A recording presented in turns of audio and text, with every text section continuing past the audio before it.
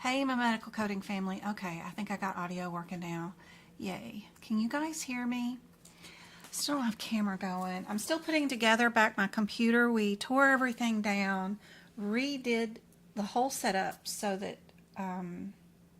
we could have the actual tower to my computer hooked up to a wall outlet instead of a brick. I don't know if that makes any sense.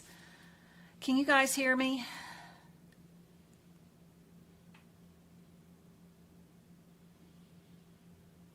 Yeah, Renee, a lot of people say process of elimination doesn't work. Well, it works for me. I find it and I think it works, but I've got 6 years of history playing around with it and learning from it. I know when I first tried it, when CCO shows it off back in 2019 to me, I didn't see it at all. I could not do it, could not even see it. But it took playing around with practice questions every day for a year before I started seeing the process of elimination and understanding how it works. It's definitely something you can't just try once on one exam and say, oh, I got it. But it works great for me, especially for ICD-10, because I avoid my 9s and I just look for the 2 codes that are so similar. And then but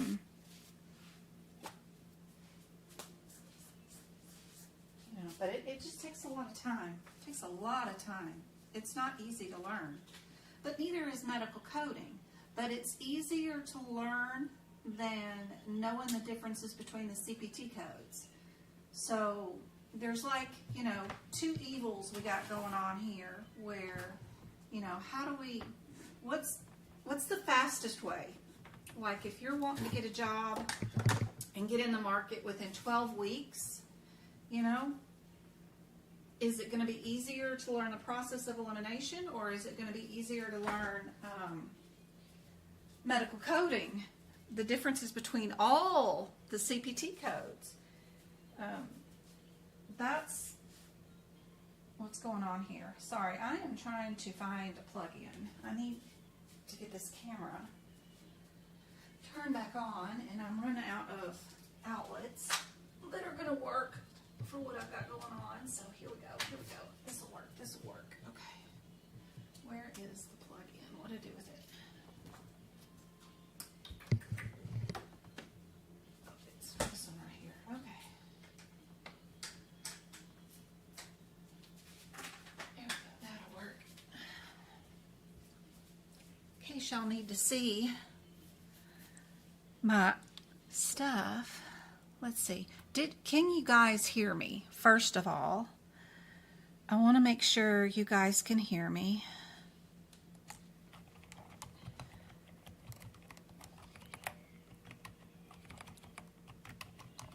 Okay, great. Okay. All right, I'm just back to the computer now. Let me check back up on chat. Ooh, Carmen joined the medical coding YouTube club. Yay, thank you so much. Don't forget, if you ever want to cancel, you have to cancel that through your Play Store. All right, let me add. Oh, wait a minute. I already have a video source. Let's see. Properties. Okay. And then what if I change it to CRC? Does that work? Ooh, that does work. Yay, we have computer. Okay. Let me move this over here. All right, we got our little Maudie, our modifier Labubu, has a pet frog who is a Labubu now, who kind of sits on our desk. Anyway, we got that, and tea, my blood pressure cuff. I haven't taken my blood pressure. I'll put it out here to remind myself, okay, take your blood pressure, see how you're doing. All right. And the microphone got something on it. Who knows what? All right, get that out of the way. Move that out there. If you spill anything on your desk, one of the best things to use to clean it up is rubbing alcohol. And this stuff works really good. So if your pens start to get a little dry, they have sponges inside them that slowly release ink. But if one of your pens is starting to dry up, all you got to do is dip it in here for 1 second, put the cap back on it, and then hang it up to where that alcohol can go down the sponge. And, you know, in about 15 minutes, it will write again like brand new. It's great. It's wonderful. So that stuff has multiple uses for sure. All right. I need y'all's help today. I've got some cardiovascular questions that I've been going through. Some of them I don't have rationales for, but I do have the correct answer because I did the CCC final exam for the course, and I wanted to find some rationales for these. And so as we go through and do some of these questions, if I don't have the rationale for it, we're going to figure it out and get it down for ourselves. Why is the so dark? I have the light on. That is so weird. I gotta find. I've got another set of lights that I can attach to this thing that will make it brighter, but I thought it was too bright, so then I put them away, and then of course now I need them. All right, and then what else do I need?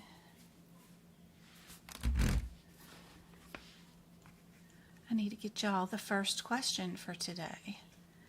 We totally reset up my whole system here so that we could make sure that our system is set up to where it's pulling the correct wattage from the outlets or whatever, and maybe that'll keep my computer from crashing. But if all else fails, what we're going to do is get me another computer that my son will build for me, and we'll put it on one side of my desk, and then this computer will hold all the Word documents, PowerPoint slides, all my creations that I'm making for you guys, right? And then the other computer is the one that I don't create or save any files on.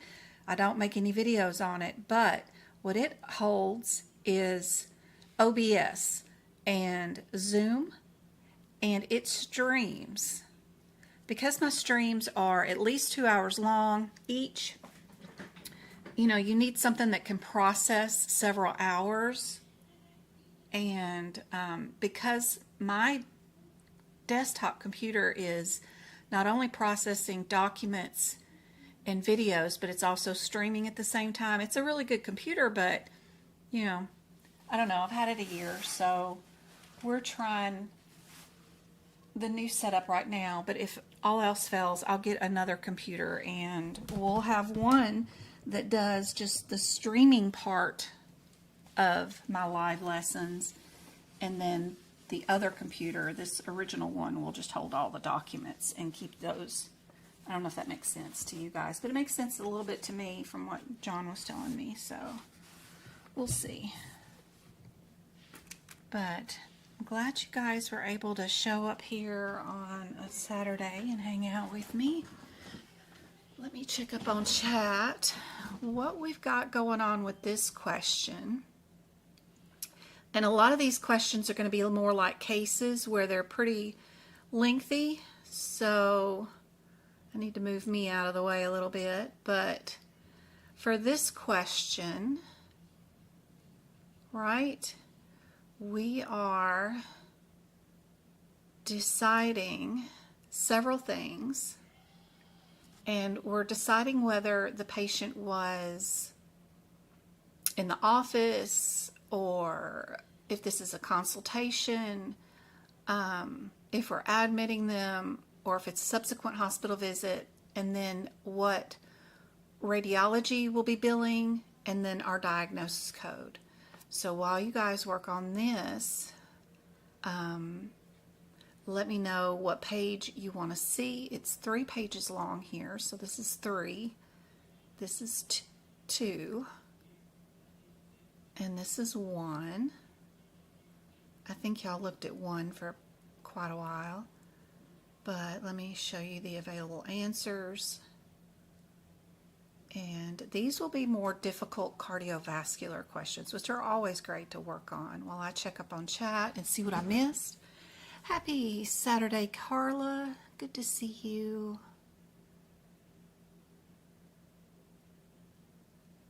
Hey, Christy. I'm still having trouble finding my subscription. Oh, no. And I only have 1 account and only live with myself. That is crazy, AJ. AJ Lyons.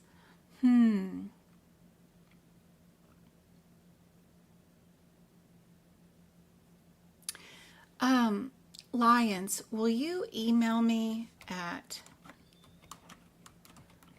codingbyjen@gmail. Email me at that. Remind me what your handle is, ANJI Lyons, right? Remind me that you're having issue canceling a subscription. I'll scour my website for any mention of you or your email address or something along with, you know, anything that you would have used for billing, like what's attached to your debit or credit card. I don't need that number because I don't see any of the billing, even if it's on my website or if it's on YouTube. I don't see any billing information, but anything that you might have used, like your YouTube handle or what email address you think is attached to whatever. And I will scour my website for anything that might be auto billing you, and then I can download all of my YouTube subscribers. I can't see a lot of information other than how long you've been a YouTube subscriber. I can see how many months there is, but it does tell me what the name of the YouTube channel that you used to log on. And that information, if it is YouTube, is where you find your Play Store information, right? So that YouTube account is attached to a Play Store. There's also ChatGPT. Don't forget about that. You can also ask ChatGPT, what are the steps to unsubscribe to a YouTube membership? Type that in. It'll show you, say, well, I can't find it. Can you show me some screenshots? Where do I go? This is my device that I have. Where inside it do I go? It could help you out too, but I will do my best to see if I can find you any information that will help lead you to the correct spot to unsubscribe.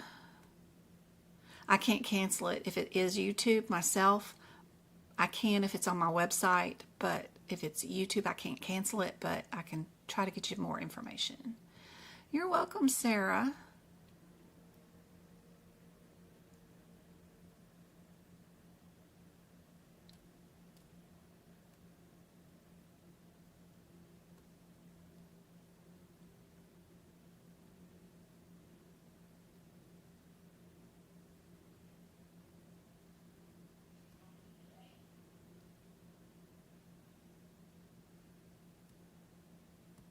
Oh, I can't figure it out with the other stuff. It does work great with the ICD-10, but it doesn't work right with CPT. Yeah. CPT took me a long time. Except for, like, for these questions, right? We've got 2 answers that start off with the same code. They just want to know, do we need the 26 modifier with it, right? You can see that. Well, and then we've got the 208, right? So it's just a difference between the 208 or the 206. So it's just 2 CPT codes. I don't really know if that's the process of elimination, but it's like I can bundle these 2 right into 2 different codes, and I can go to those codes and go look at my differences. What's my 933?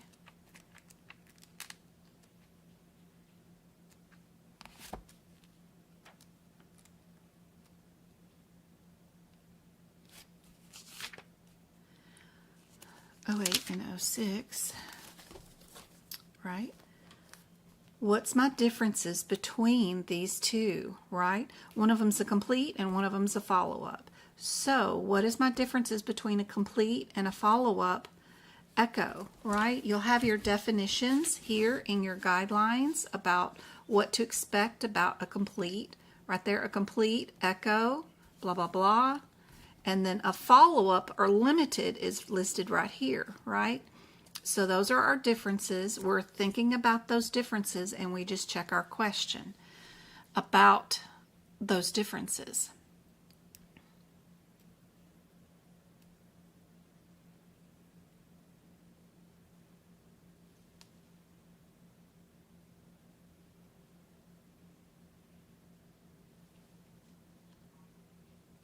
Anybody know what this patient is? Is this a subsequent hospital visit? Is it an admit hospital visit? Is it a office visit? Or is it a consultation? What would we bill for this one?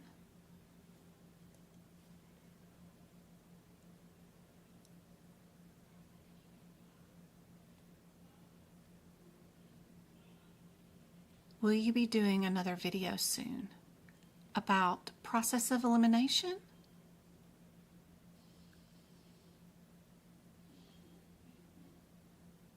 Does that make lots of videos all the time? But are you asking for that specific subject? We can do it all day today too. I do have a workshop where we did nothing but the process of elimination, the whole workshop. Every single question, I think we did, 75 questions or so, with just the process of elimination. I didn't look up anything. I just picked answers based off that. And that workshop is still available to purchase and watch the replay inside the shop.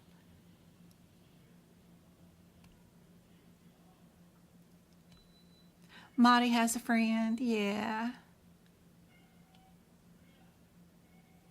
Putting notes in for the cardiovascular system. This will be helpful. Yes, it will be.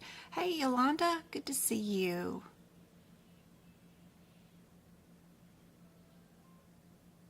We have another class tomorrow. I hope to see you in, Miss Yolanda, if you want to attend. We'll be doing just practice questions for the class.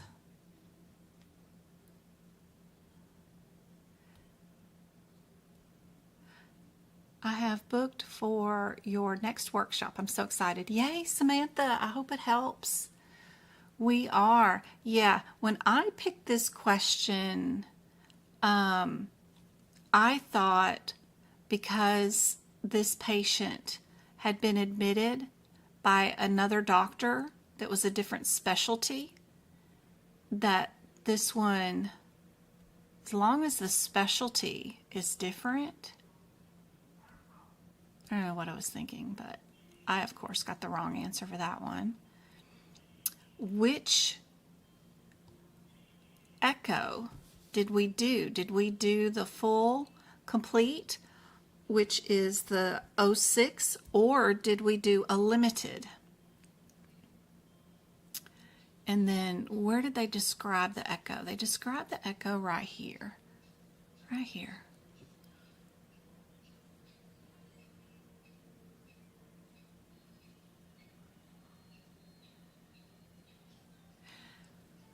They kept talking about the ventricular and ventricular, and I thought because they did not talk about the atriums at all, that it could have been a limited.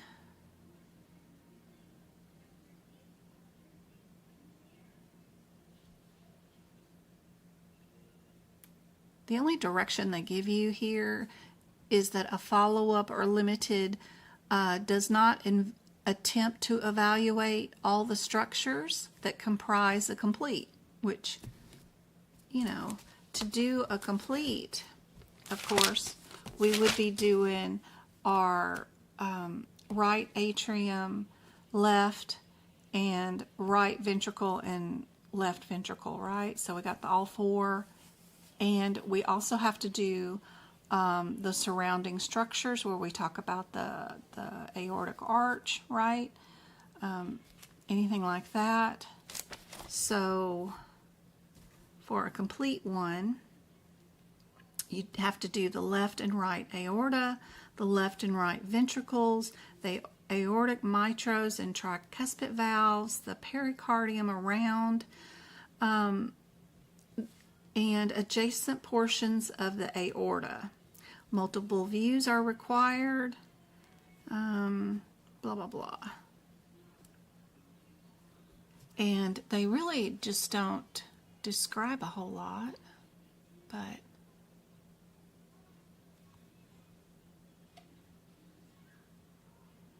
and then we need our diagnoses.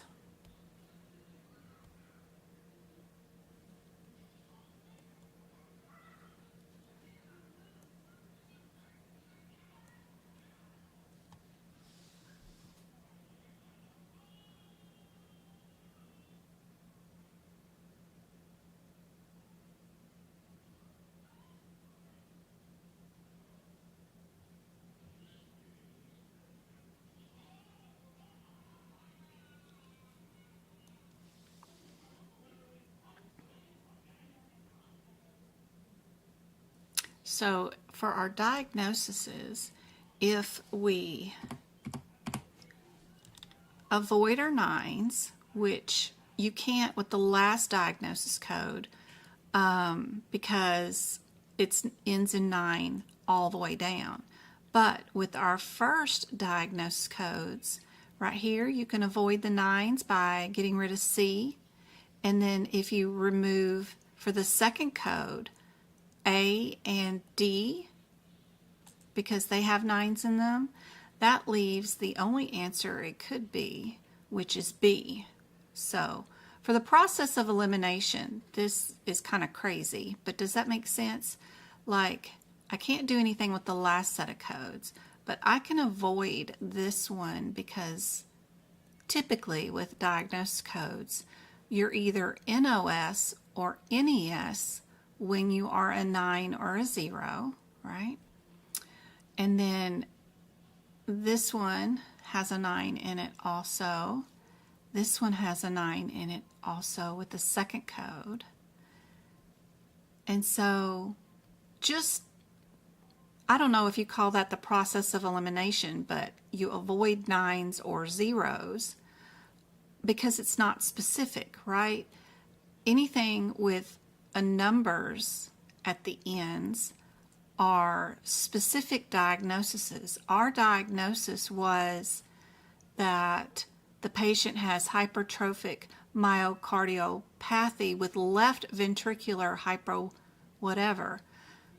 That's pretty specific. It's just not like myocardiopathy, right? If they had just said that, then that's pretty non-specific. This is telling us which ventricular is hypertrophic, and it's pretty specific. So, you know, pretty cool. You know that our right and lefts often end in the number 1 or 2, right? 4th or 5th digit. If you're on the right side of the body, if it's a right ear that has otitis media, or a right eye, you know, we would end in a 1. If it's a 2, we would be on the left side. So that also lets me know that that's kind of interesting. There is a 2 in the B too, so that's pretty cool. Just one of those things you notice in the way that they set up ICD-10s.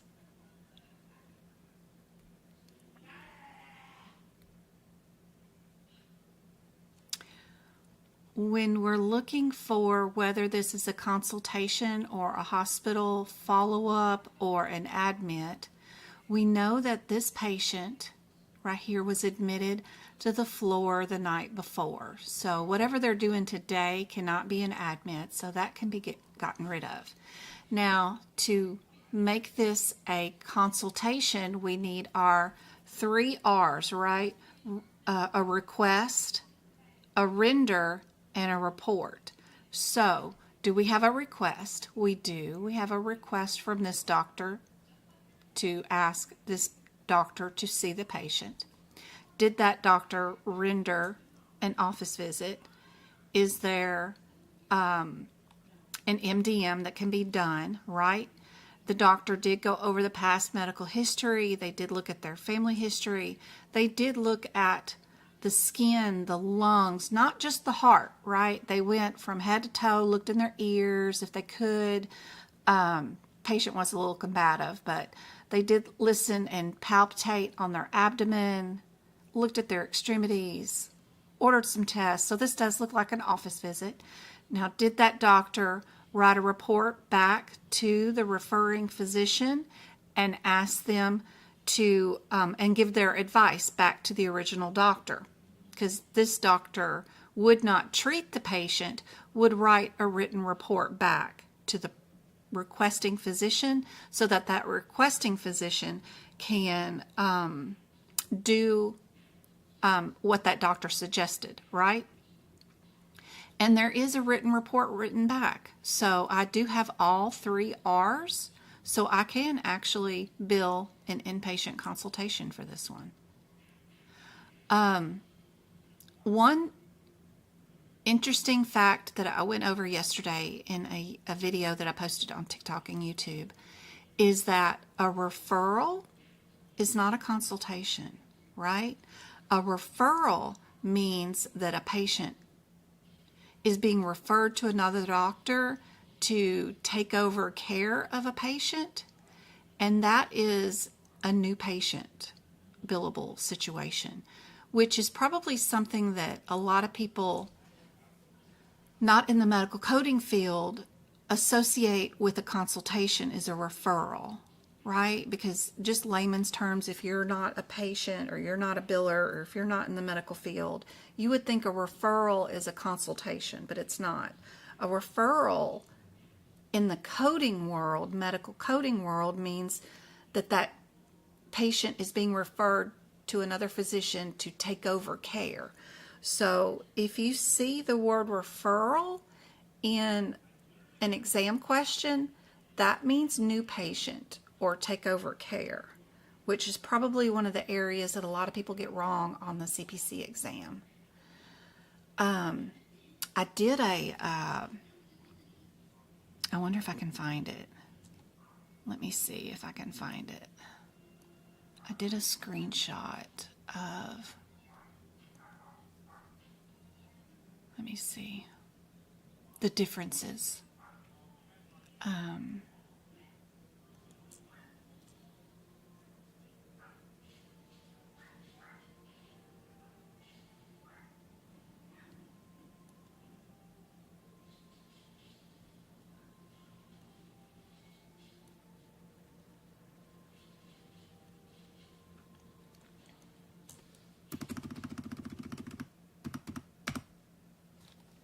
So like this, right? A consultation would be an example like this, but a referral is an example like that.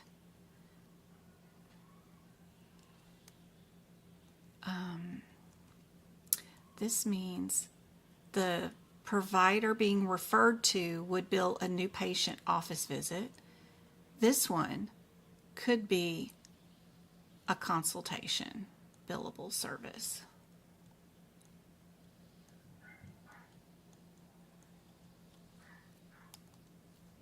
I don't know. Is that interesting? Is that helpful for you guys? Does your membership include Discord? Yes, Discord is completely free for everybody all the time. Never have charged for any Discord subscription. I know a lot of people do. I don't. I messed up on some of my notes in my book, and a friend told me you're not allowed to use whiteout. Is that true? You're not allowed to use whiteout, The reason why they don't want you to use whiteout is somebody had come along at one point and decided that they would white out like this page, the advertisements for advertising, whatever they got going on. You're not allowed to use whiteout right here and white out a whole page like this and get rid of advertisements and then use this page as available space to write notes in. You're not allowed to make more space that you can write notes in. The book comes with plenty of space. I mean, there's tons of space that you can write on. You just cannot write over the top of what the book has printed. Now, if you make a mistake and you didn't mean to write whatever, no one before you do your exam is going to know that you went in here and corrected a word here and rewrote over the top of your own error on your own available whiteout space the correction. But this is not allowed. You aren't allowed to go in here and get rid of printed material and make more writable space. If they catch this, that's what they do. But when you shake out your books on exam day, if you are going in person to a testing center, that person is just supposed to flip through like this and make sure you did not add those tabs that are attached to white pieces of paper that you insert inside here that give you 2 pages that you can write notes on. They do have some sort of tabs that are insertable that you can insert, and they give you more writable space. That's all that person's going to look for. They could care less about what you have written in here, that kind of stuff. I've used whiteout to make a correction that I wrote the wrong thing here, and then I had to go back in and rewrite my own note. But it's only on my own handwriting off of what I did. And then when you're taking the exam remote from home, what you're going to do is pick up your book like this and just shake it out. And then you're going to skim from the back to the front like this in front of the camera view. Now, is anybody going to know that you used whiteout in here? No. No one's going to know at all to make your own correction on your own writed material. Do not use whiteout on the printed material that's in the book. This is a no-no. And don't insert tabs into the book that have additional writable space on them. You're not supposed to be able to even write on tabs because that's giving yourself more writable space to make notes. They don't want you inserting anything that you can write on in the book, or whiting out the printed material and making your own notes. But if you make an error right here, no one's going to know that you used one little bit of whiteout and then wrote the correct term there. No one's going to know. It's not that big of a deal. All right.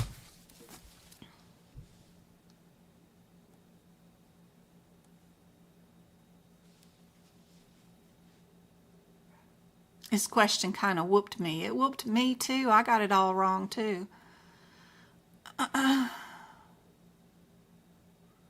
Okay, I figured it out, Jen. Oh, I do have an older YouTube account that I forgot about. Told you?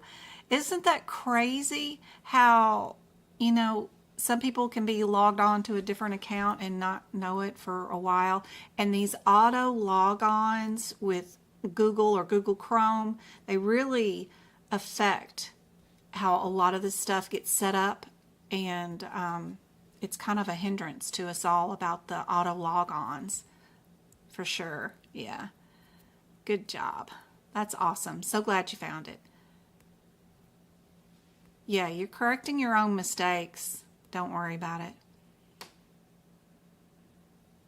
If you made a big mistake, you know, that's huge, just put one X over it and rewrite your notes somewhere else. But if it's a small, tiny word, 2 words, white it out and write in the correct one. That's fine. But if you wrote a whole page and that whole page ended up being wrong, just do big X's over it and X it out.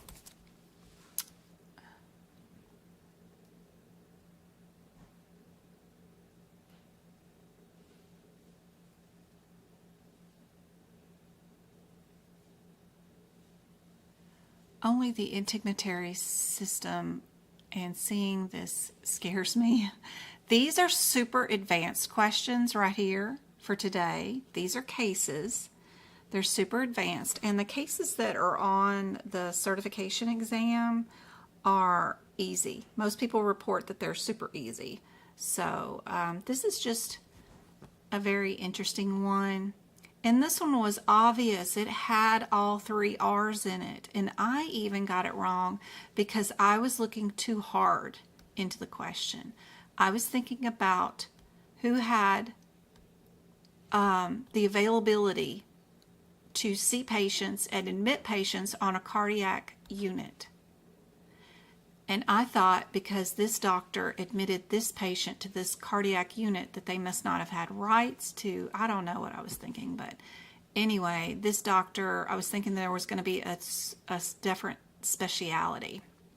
And because they're different speciality, they would have been, this would have been new patient or subsequent. Like this would have been an admit because it's the first time this patient would have been seen on a cardiac unit by a cardiac specialist. This doctor, being an ER doctor, couldn't admit to a cardiology floor, which is how we took care of patients in real life. And me throwing my own personal history and how my hospitals run got me the wrong answer. I need to think of these questions as AAPC writes them, and what was their intention? What are they testing me on? They're testing me on, do I know if all 3 R's are in the question, right? I have a report. I have a clear request. And I have the request was rendered because I have the physical examination of all body systems, right? Simple as that. I read too much into it, got it wrong, simply because of that. You have to remember the questions are designed to test you on what AAPC is testing you on, not on how things are done in real life. I need to go check on my kids real quick. They have a delivery that just got delivered. But the 308 and the 306, is this a full echo or not? And would we add a 26 modifier to it?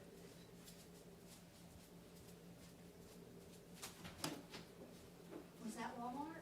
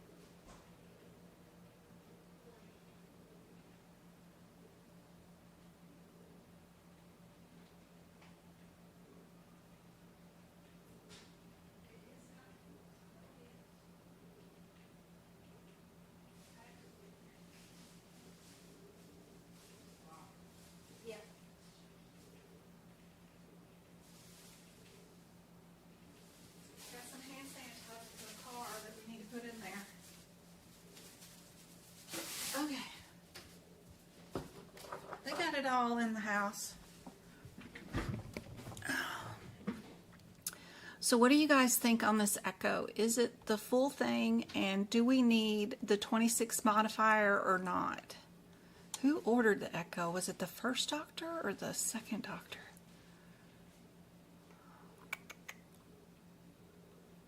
So this one was admitted for rotator cuff surgery 2 days ago. So I'm assuming this doctor did not have privileges on a cardiac unit. So I was just reading way too much into this. Who ordered the echo? It's a stat, but I don't know who ordered it. Interpreted by the cardiologist. So, what do we think is the answer for that one?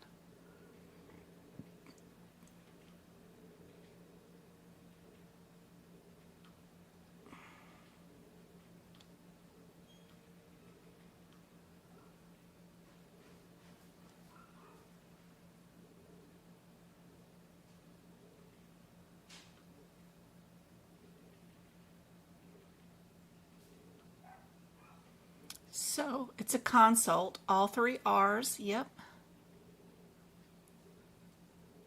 Now all 3 R's were done, so we do get to bill for the consultation.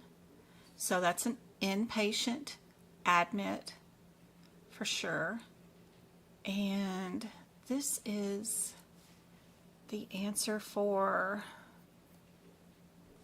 here. And then I don't have rationale for the diagnosis code. This is the answer for the first thing. So that answer is supposed to be C, I believe. Right? I don't have that down, but I do have the rationale. Right? So it says that the patient was in the hospital.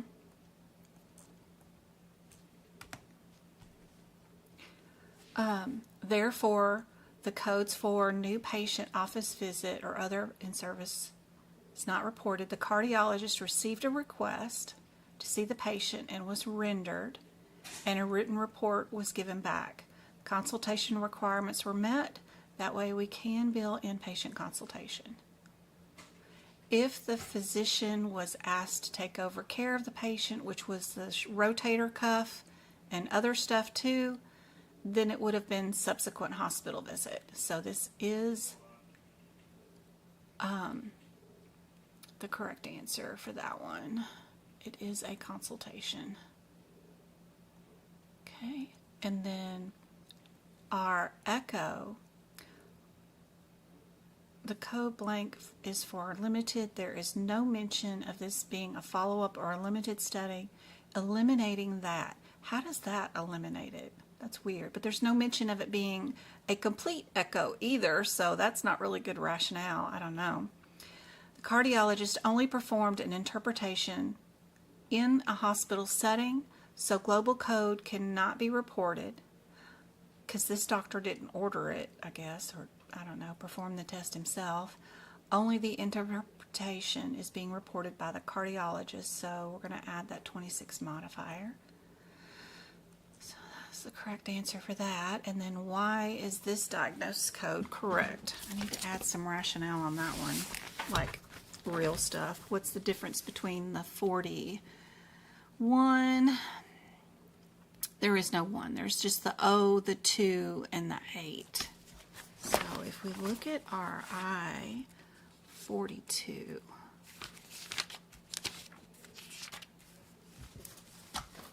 we've got some nice pictures of what cardiomyopathy is. Those are nice handy dandy pictures. I do have those pictures tabbed for my CPC exam. They always seem to end up on the exam. You can clearly see what the difference is between them is that hypertrophic, your ventricle down here is super thick, super thick. And then if it's weakened, super thin, you've got it dilated. 42.0 is for dilated. The point 2 is for other. The point 9 is for unspecified, and the point 8 is for other also. Other, because we don't have one for the left or the right.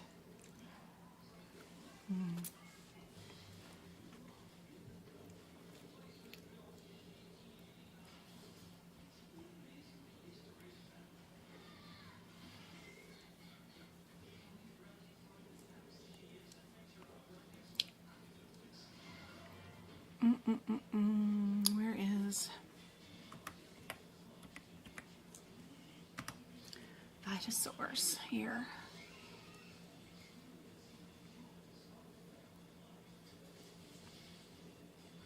I got a new course this week. Since I just finished the Cardiovascular course from AAPC, I signed up for their billing course. I don't know whether I'm going to like it or not, but I signed up for the course, so I've got it now. We'll be going through that pretty soon. I-42.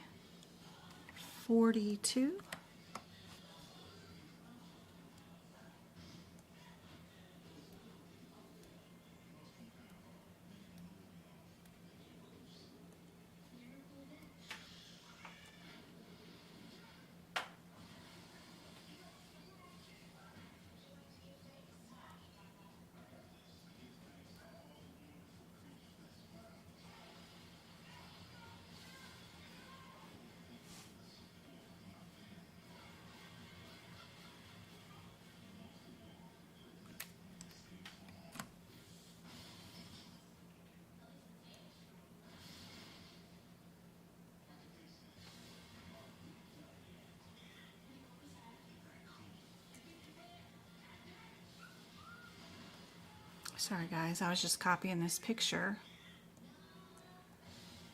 to add into here for a rationale for this one. We can insert page break. There we go. And then I can do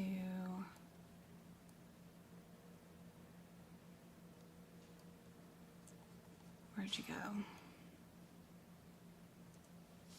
That for the diagnoses. So we can look at the different diagnoses for rationale. But those definitions of the differences between consultation and referral, super cool, for sure.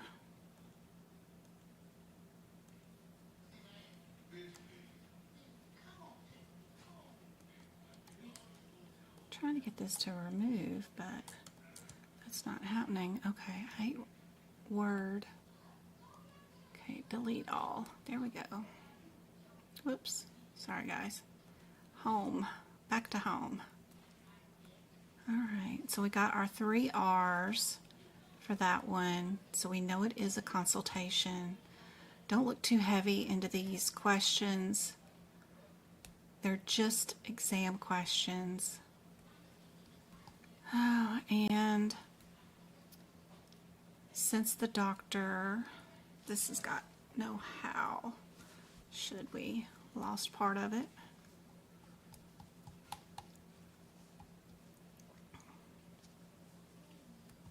All right. Our next one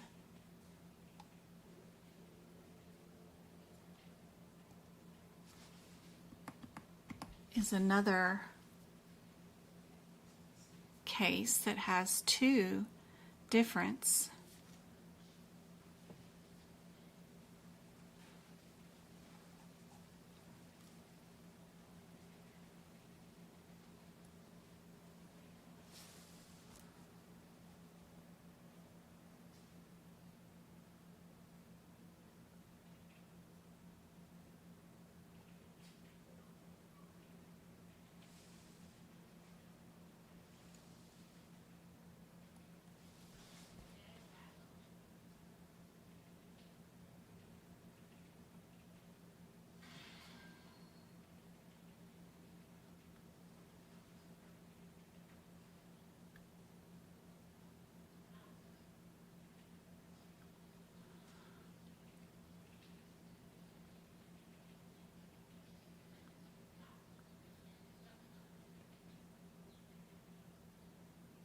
what's our differences between our procedures on this one?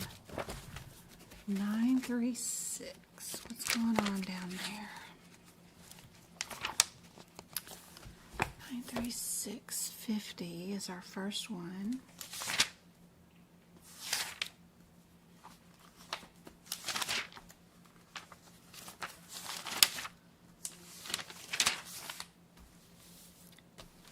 Did we do intra versus comprehensive versus comprehensive? 55 is an add-on code, so we could add it on to things without modifiers. Great. It's also intra-cardio.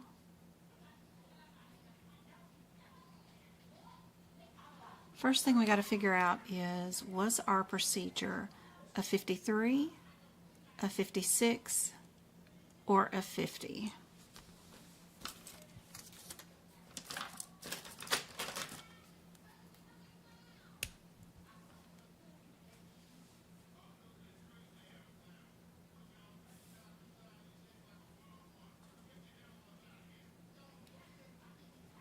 Everybody know what the blue triangle means right there?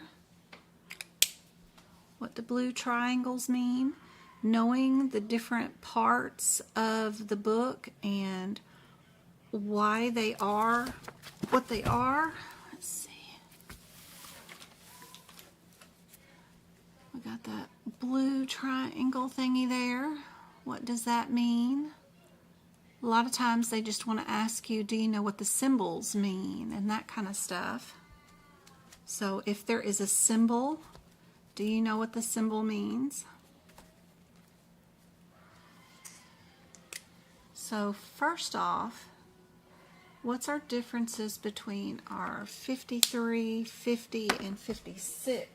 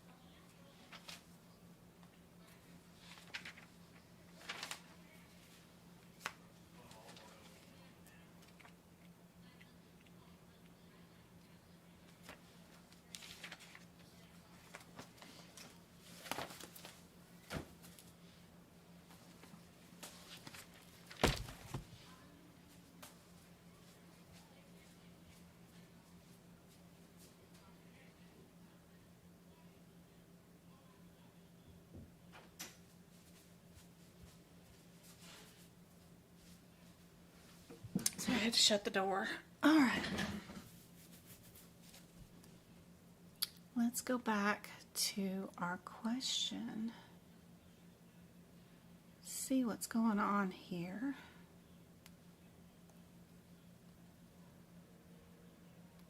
Revised code. That's perfect. Good job. Excellent.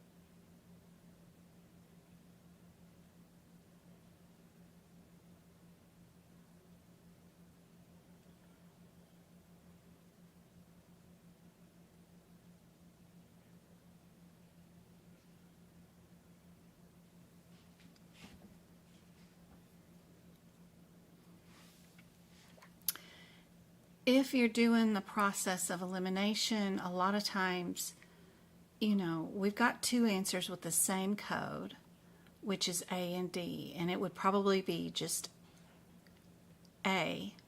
Our cheapest version of all of the procedures being done is B. So I would highly recommend, you know, looking at the differences between those codes. Very, you know, it's important to know the differences between those codes. The differences are 50 does arterial and ventricular conduction, right? Everything is arterial and ventricle. If you're making notes here, where's my pens?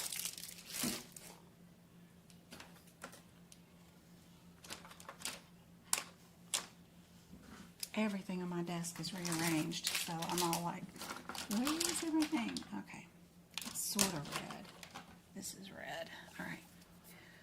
So one of the first things that I do in all of my cardiovascular notes is I'll go through, and if anything is arterial, I underline it in red. If anything is ventricular, I underline it in blue. These are combo ones where they're all combo. They are arterial and ventricular combo ones, right? That's helpful to know. The 53, if you come through here,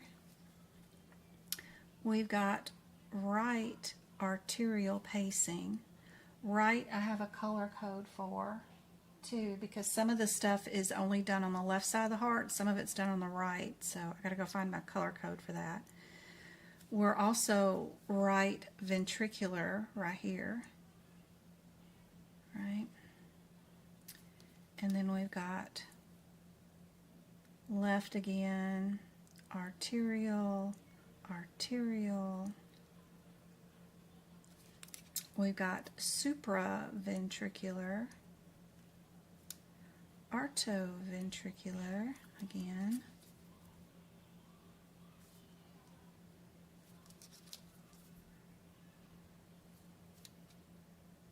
And then we finish up with atrial down there at the bottom. Atrial reentry.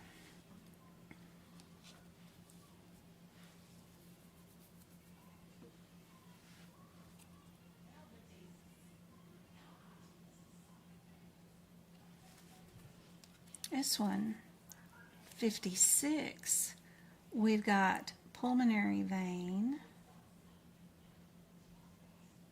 We've got right or left atrial, so I'll need to make those two differences. We're not just right, like this one was left, left.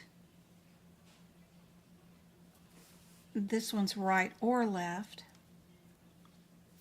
And we got atrial again.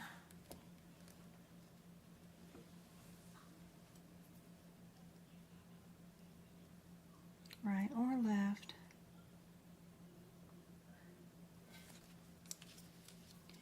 And then we got right ventricular.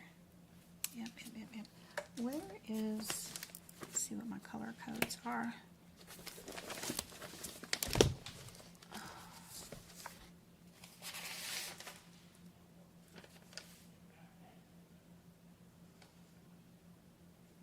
It's not cardiovascular, but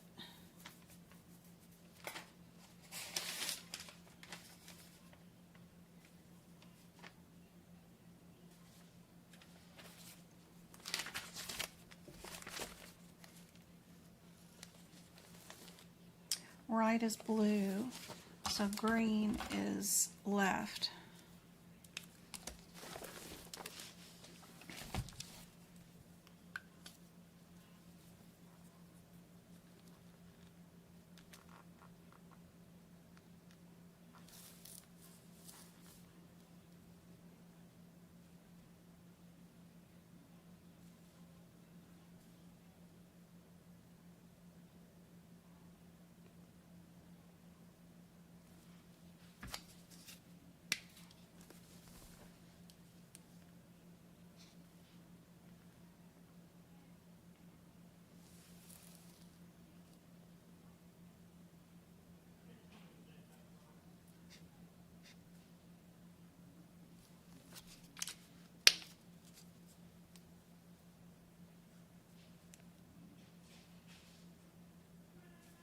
So you can see how this one, the 53, starts off with right atrial. This one starts off with right or left atrial. So you can see your differences between the codes that light up a little bit easier, I think, when you do that kind of stuff. These are all intracardio, right?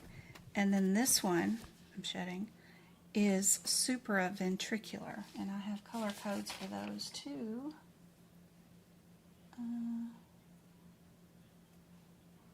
Intra is pink.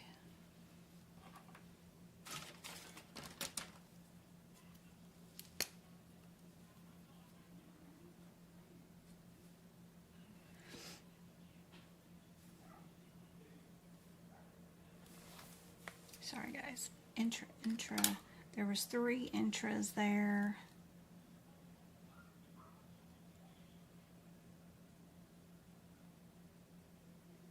And I got another right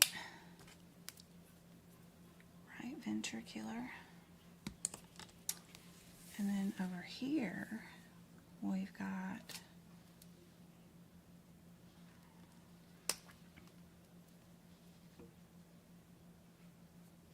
intra, once, and then the other one is supra. What color was my supra?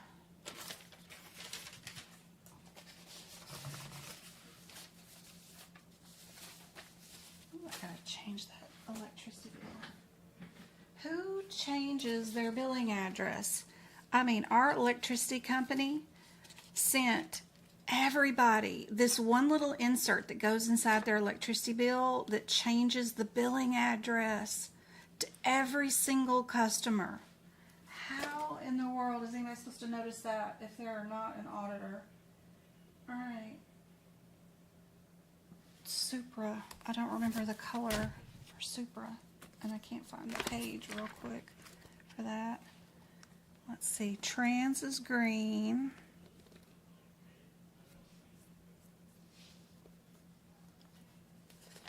What would be Supra? I have to go find it. Aloe, orange.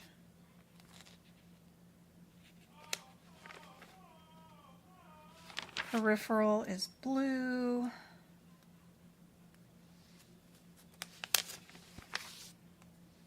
Open and closed.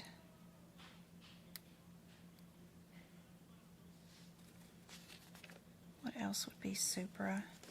I'm just hoping to see it, but I'm not sure. Anterior is green, descending blue, right blue.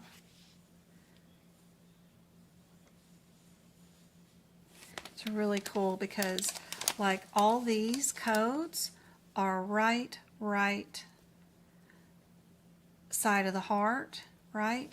And then you get down here and this one is right and left side of the heart. So knowing those little tiny differences between your codes, right and left side of the heart, when everything up here was just right. That makes a huge difference when you're making your notes and picking out the right code. Where is supra?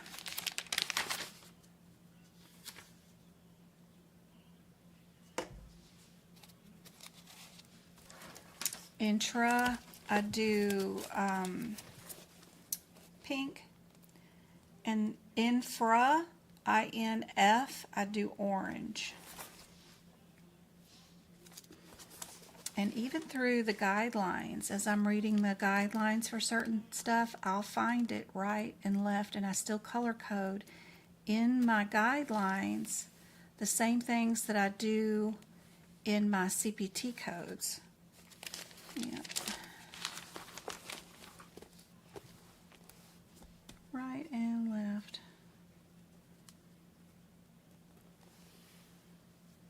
I bet supra's purple.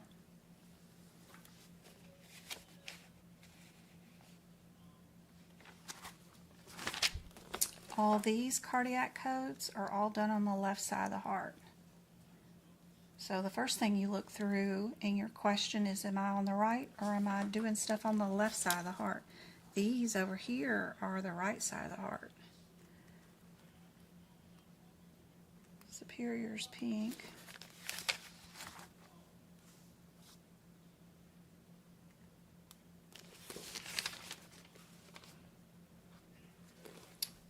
Right before you start coding a section, it'll tell you what all the differences are. Like these codes coming up will be either innominate, carotid, subclavian, visceral, iliac, or pulmonary. I'll set up my color codes at the beginning, and then as I go through, I'll color code them based off that color code that I did. You can see all these are peripheral right off the bat. You can see that the next set is central, right? That's always helpful.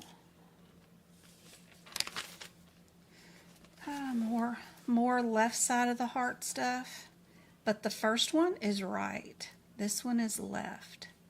This one's left, left. Then we have a right again. That is so helpful. And then we have a combo code, right and left. That's what you look through your exam question for. Supra. What color code did I do supra in?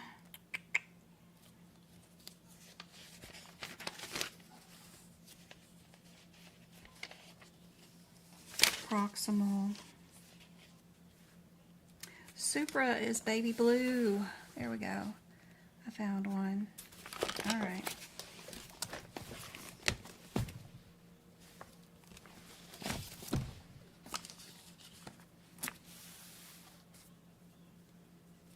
My desk all rearranged. I can't find anything right now. I gotta reorganize. So this one is supraventricular, where this one is right ventricular. No real color differences that I should make something, but if I've already done it through the rest of the chapters. But I do need to note that there is a difference between those, right? Because this one's supraventricular pacing, and this one is right ventricular pacing. And because my color codes are the same for the right and supra, I've made myself an issue. But if I red star it, one's red star and the other one isn't, then I'll know there's a difference. But this one's going to be pacing, both of them pace ventricular, but one only does the right side, one does supra, and then these 50 does intra. Another intracardiac ablation. These are not ablations, these are comprehensive evaluations. What did we do today? Did we do an ablation or did we do an evaluation? Go back to my question. Now that I've somewhat got the codes organized into something that I can actually read, and figure out what's going on. What did we come in for today? Doesn't say anything. What did we do?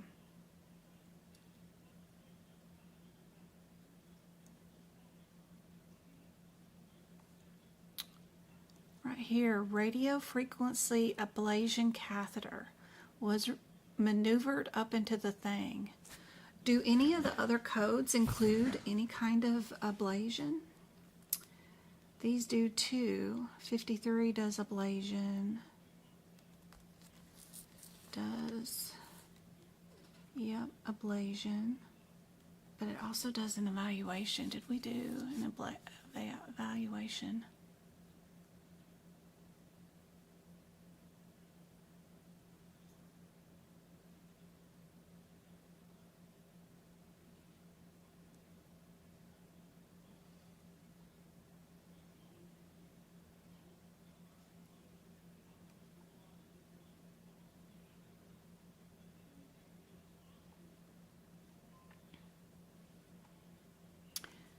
It says we did an ablation and we reprogrammed, but it doesn't say anything about doing an evaluation. We definitely didn't do an insertion or repositioning of electrodes. Evaluation, transseptal catheters, that's very different from the other one. That right there in our 56 is transseptal catheterizations. That's unique compared to everything else in some of the other codes. But we didn't do any repositioning of multiple electrodes. Both 56 and 53 are repositioning stuff. I don't see that we repositioned anything, did we? We put a catheter in, we removed it in there. We did fluoroscope guidance, blah, blah, blah. We located a node and we ablated it. And we rechecked something or another and reprogrammed our device to make sure it's going to beat per minute now that we've ablated some other part of the heart, so it's not going to beat right. It's not going to send electrical pulses to that area to beat anymore because we ablated it. So we'll have to reprogram our pacemaker to accommodate what we just ablated. But yeah, they didn't reposition any catheters or any electrodes at all. So I don't think it's 53 or 56 at all, even though the process of elimination and looking for similarities would have you pick A or D. I don't think we repositioned anything. All right, 56. Yep. I don't like it either. 56 and 53 because we didn't reposition anything.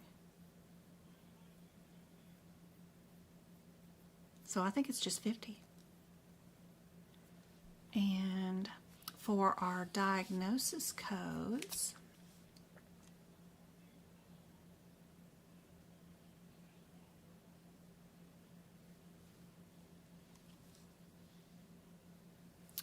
if we avoid our 9s, you know A and D go away.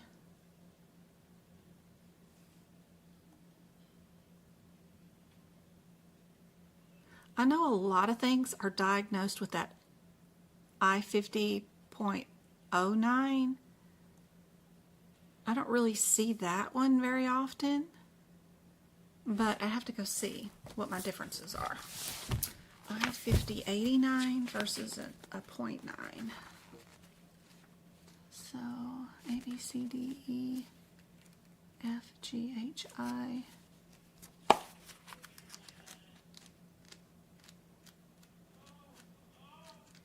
Then a J. My children are screaming in there. Okay. I50.9 happens all the time. So that's our heart failure, right? Unspecified. What is the 8-9? It's other heart failure. Are we unspecified or are we other? That means, was our doctor super specific and coded something?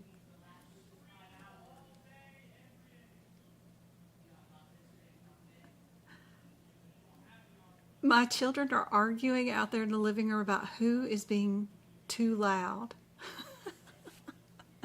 And they're both being so loud about arguing about who's being loud. They have, oh gosh. So what did they say was wrong with our patient?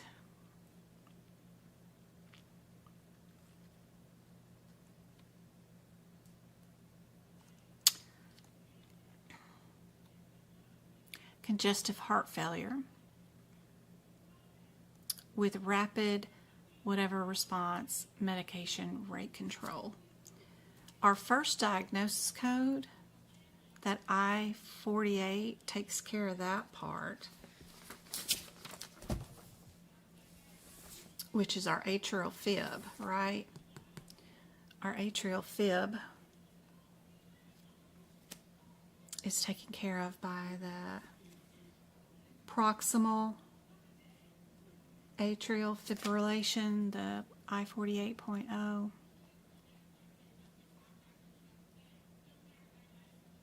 Right there. And then precipitated by congestive heart failure.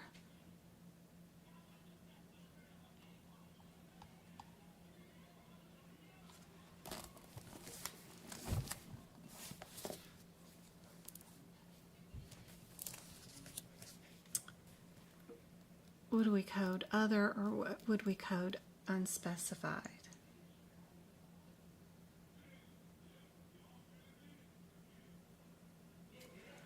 If you go over to your I-50.8, it gives you a definition of what other heart rate is right there. See the definition? A result of left heart rate failure marked by swelling in the ankles, legs, and abdomen. And if we look here, we don't have anything about a patient that has swelling. They have it due to medication unresponsiveness, right?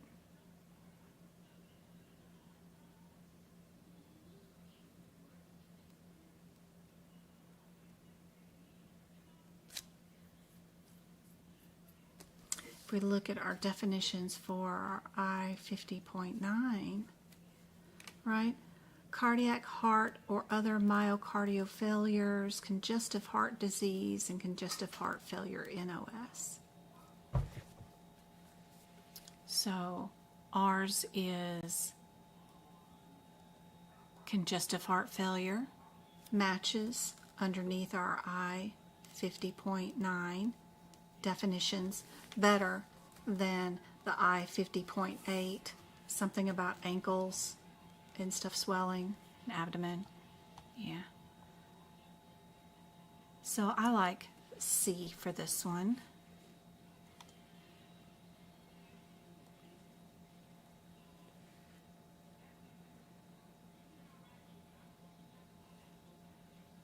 Yep. You guys comment in chat and let me know when you think you guys are going to be taking your certification exam and what area you're typing from, like East Coast, West Coast, those kind of things. So I'm going to give out some YouTube subscriptions, and it's usually based off people that have commented recently. So sometimes that's helpful. So for these answers, we've got B, the 50, I think is correct for that one. Yep. And then our I-4850s. Yeah. So arterial ventricular ablation with complete heart block is reported with that. So if you haven't copy that description down and then add it right to your notes for your code 93650. That is helpful, right? With complete heart block, they're saying that that is an important distinction there. There.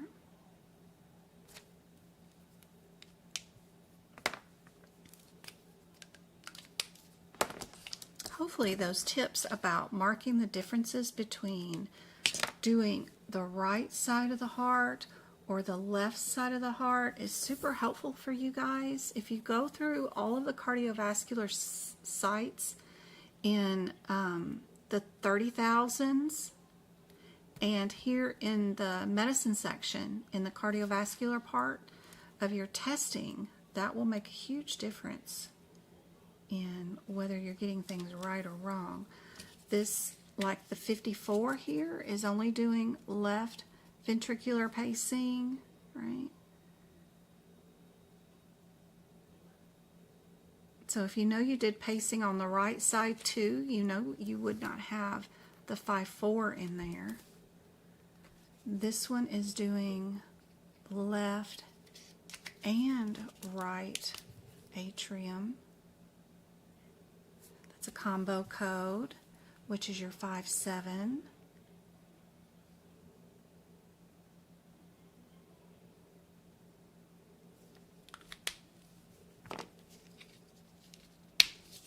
So very cool. Just marking those differences, left and right versus just left. Super cool. See if I'm still streaming or if everybody left. Was I being too boring for today's lesson? We've got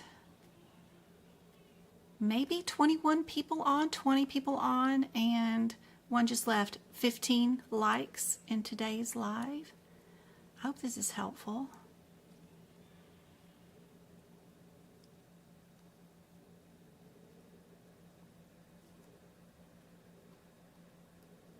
Pop out chat. Go to live chat. Go.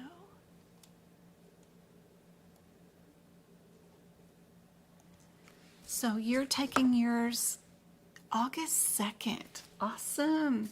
Some cool things that we found that might be on your certification exam this week.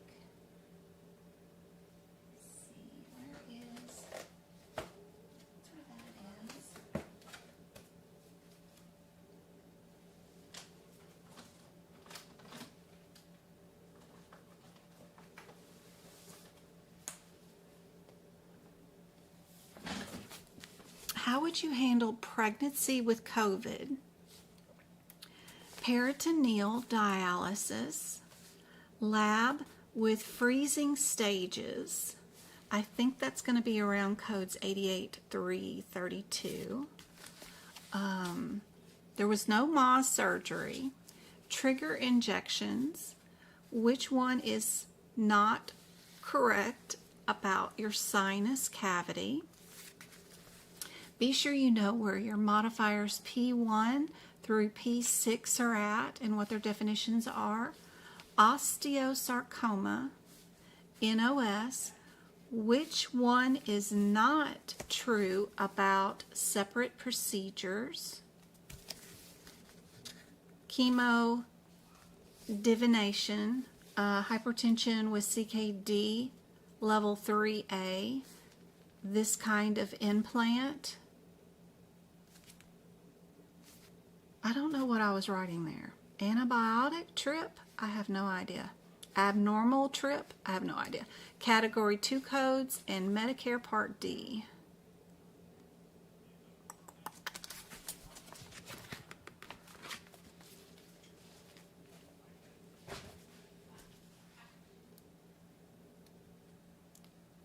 You think you remember that on your first try? You go again on Monday. Awesome. All right. Our next question. is a retrograde left common femoral artery access. We're only on the left. We did a catheter placement. We did an popliteal artery.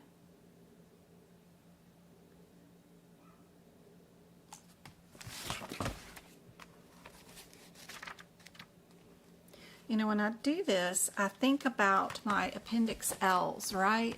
Because they have body parts back here. Like, all of this is in the brain. Where is the popliteal, right? That's in your leg. So, you know you're not going to be here in the arms. You're going to be over here in this leg area. So, if I run here and I look for popliteal, you know, I can find the artery and start thinking about the body part and what's going on here. Even in my notes for cardiovascular, I have the CPT codes that are associated with certain ones in the body parts listed, right? And then if you did one leg scope or two, what the radiology would be for those. Super helpful to have. Just knowing where the codes are if you're in this area is super helpful too. But these are for the procedures. We're doing testing if we're in the 9,000 codes, but I haven't looked and seen what answers we're dealing with right here quick. But that's super helpful, is to get your appendix L marked up, or even just looking at appendix L, because the shadow behind it shows you the body parts that you're at, and I find that really helpful. Ooh, we do have CPT codes, and I think this has 4 questions with it. So with the diagnosis codes, we've got quite a bit with this. So are we going to be in the 372 area? And then would we have an additional code for this placement? And then what type of test is this? And then what our diagnosis code is, right? So first off, we'll go to our 372 area and look at those codes.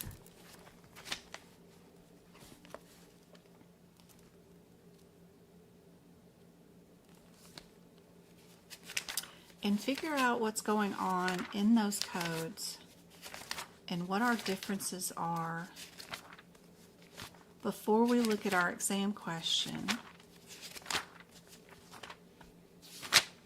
372, 36.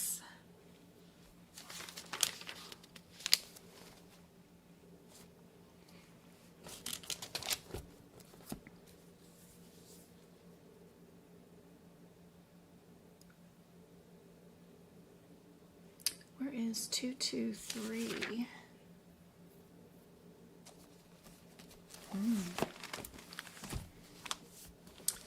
So I've got these marked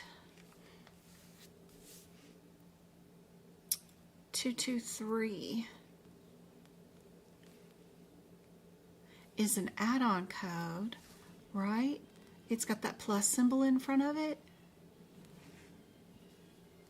Would that be a first code?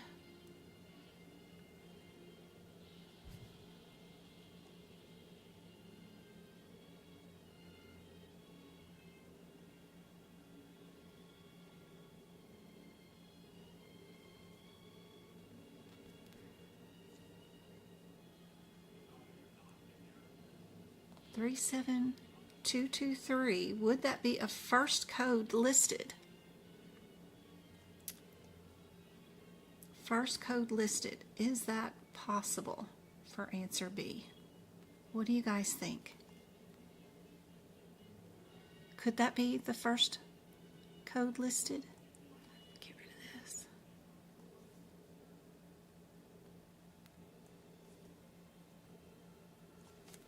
Let me find my other phone. Or can I do it with this one? I might be able to.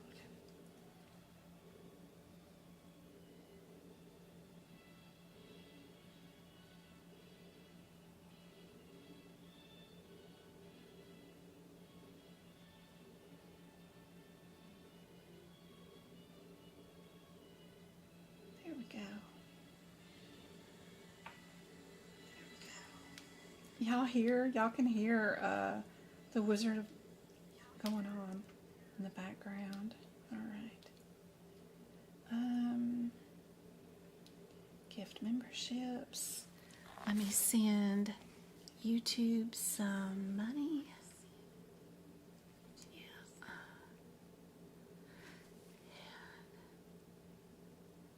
Hit tap to buy.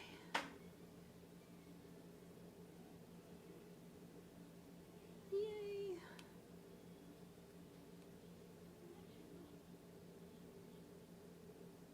All right. There we go. Leno, Sarah, ISS, and Chloe. Awesome. You guys won 30-day membership to my YouTube channel.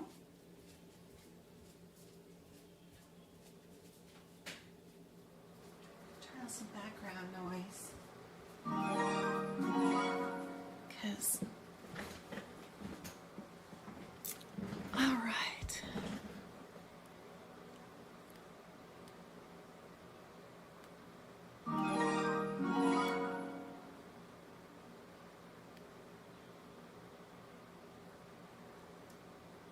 What do you guys think?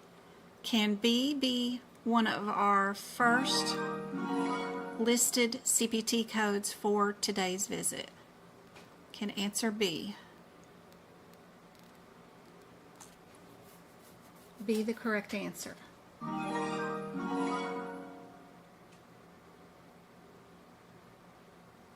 have the code up on the screen.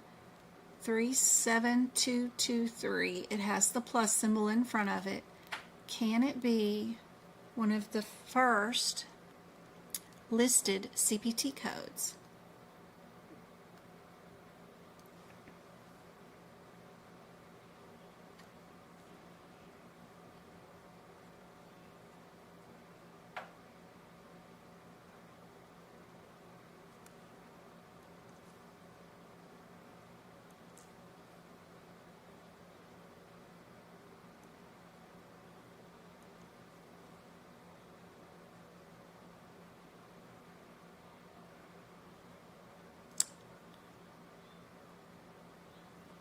Nope, you don't need to look at a mama code.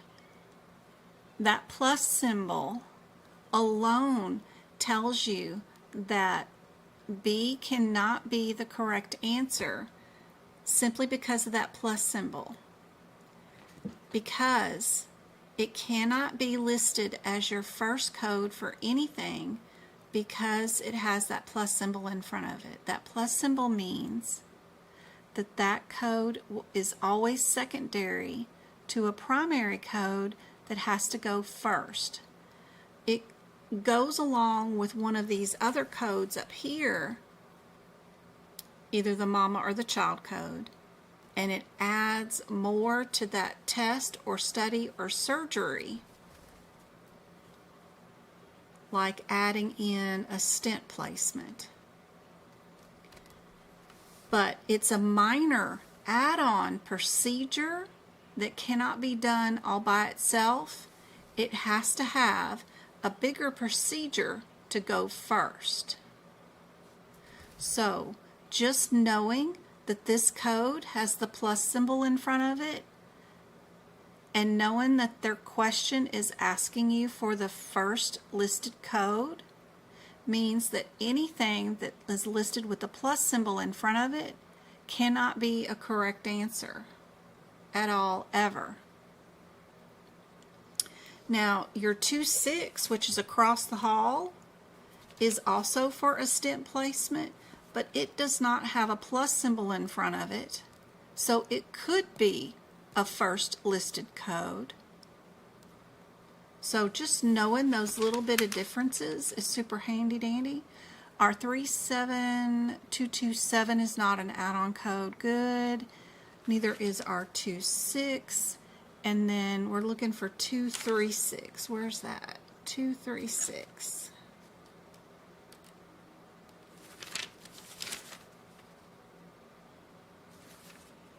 Two, 3, 6 is over here.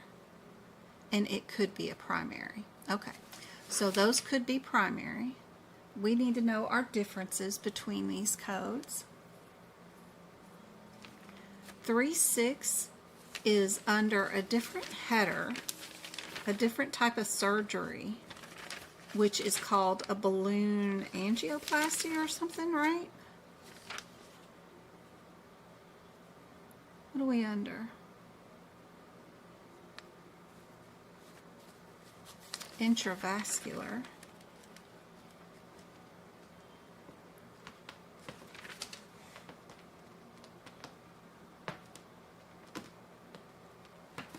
And then our 26,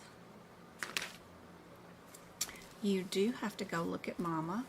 If you were doing the 26, it is a revascularization, endovascular angioplasty, which is a repair, right? What did we do today? Did we do 24, which is what's going on in 26 and 27, or did we do what was being done in 36, which is just a transcatheter placement of a stent? Because it does not include any of that other stuff except lower extremity. All that stuff is, I have a line drawn through it because it doesn't include any of that. This one does include radio supervision. It includes an angioplasty within the same vessel that it was performed, initial artery. This one is a revascularization, endovascular, popliteal artery with a transluminal angioplasty.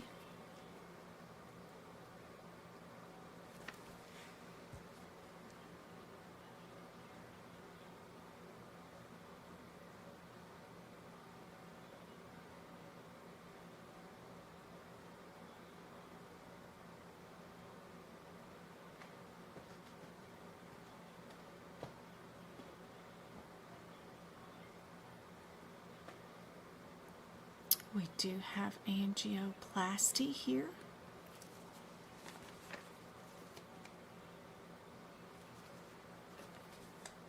Both of them include that. One of them includes transluminal. The other one says it includes all forms of angioplasty.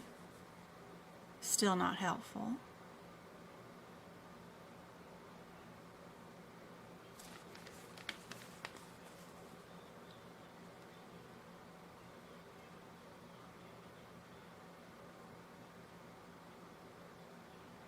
(36) is for stent placement except lower extremity arteries. You can see that that description says except lower extremities. Where popliteal? Where is popliteal? It's in a lower extremity. That's why that picture was handy dandy, because you know you're in a leg, right? These are for the lower leg, right? So your differences between your 26 and 27,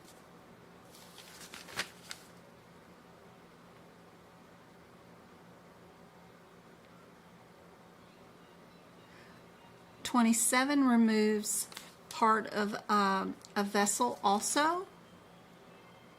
It's a removal and a stent and a repair, where 26 is just a stent. And then if you look under 27, I've got the stent, the removal, and a repair. We do an ectomy, which is a removal. We do the plasty, which is the repair. And we do the stent placement. So it does all three. But if we look at our here, we're doing the repair and the stent placement.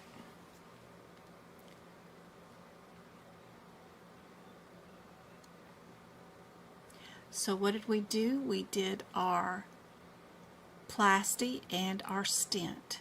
We did not do any removal of anything. So C would be our answer for this one. Do we need to add another code for this, for the catheter placement and the angioplasty and the stent?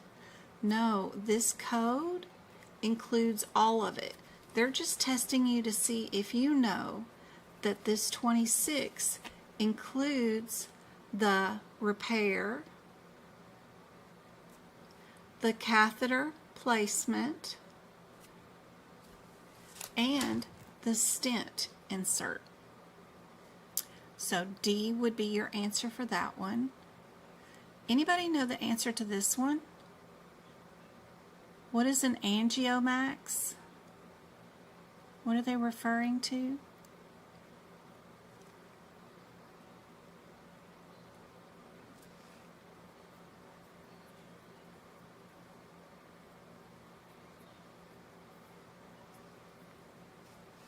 I got 18 of you guys in here.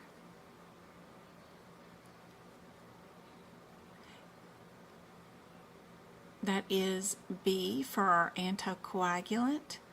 And then for our diagnosis codes, if we go to our I-70,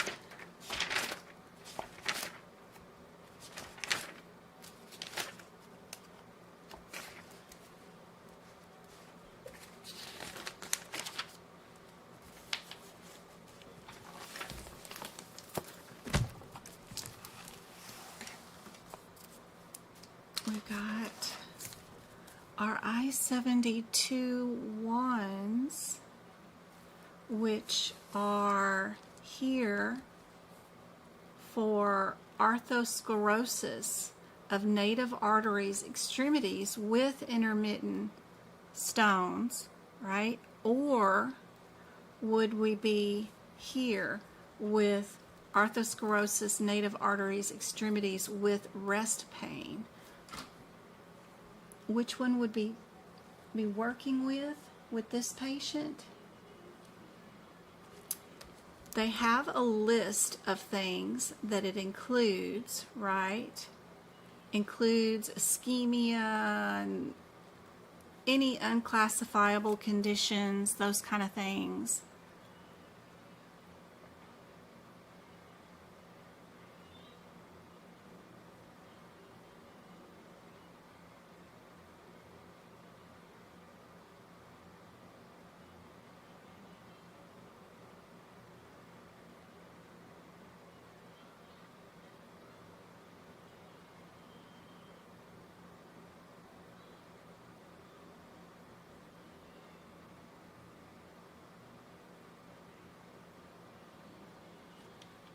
This one had mild left superficial femoral artery occlusion with stenosis, hardening, right?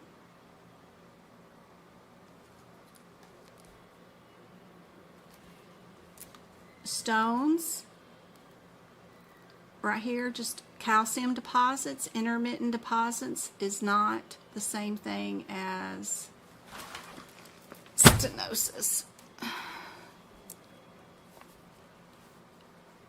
So I would stay in the 20s, and our differences between our 21 is the right leg, right? And then our 22 is the left leg. Again, with those 1s and 2s, right and left. And then bilateral would be the 3. Super handy dandy just to know that what your last digits, they all have a universal meaning. Right, left, bilateral, super handy dandy. Our patient was left all day long, so you know the code will end in a 2. And then the only 2 answers that ended in a 2 was C and D, of course. But you needed to know your differences between stenosis and stones. Intermittent stones or a blockage, right? But C would be our answer for that one. So for here, we've got left,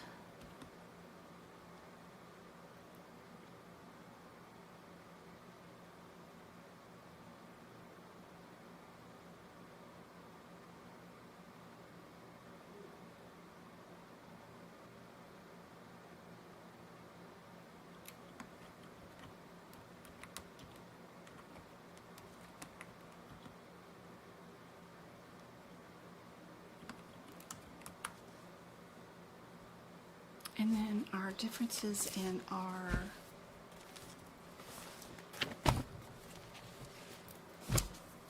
procedures are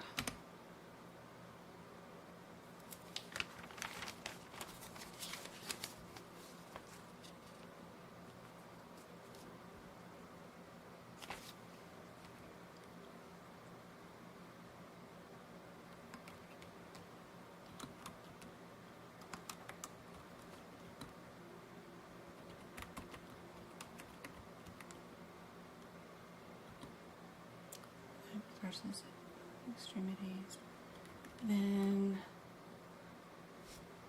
whether we did, then removal,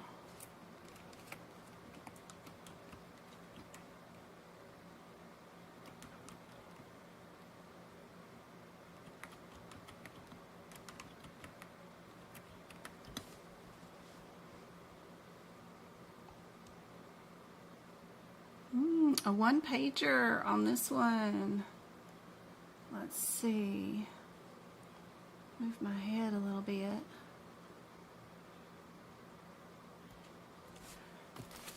Let's see. For our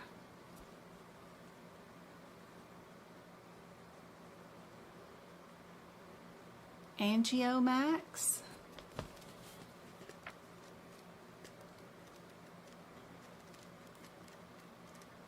let's see if we can find it.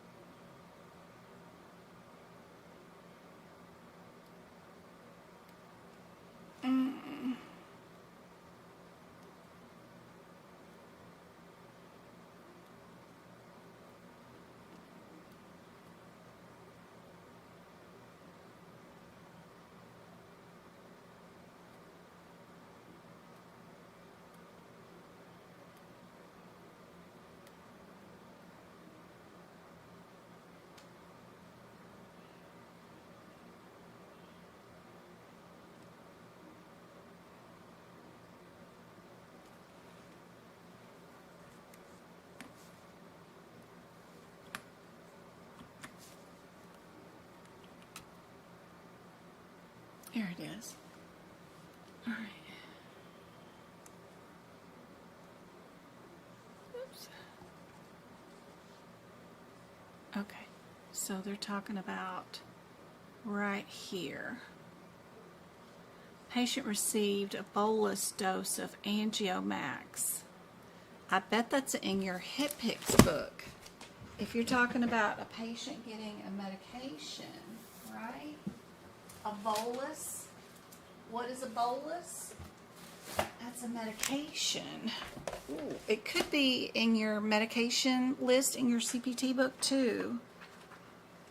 We do have a medication thing in there.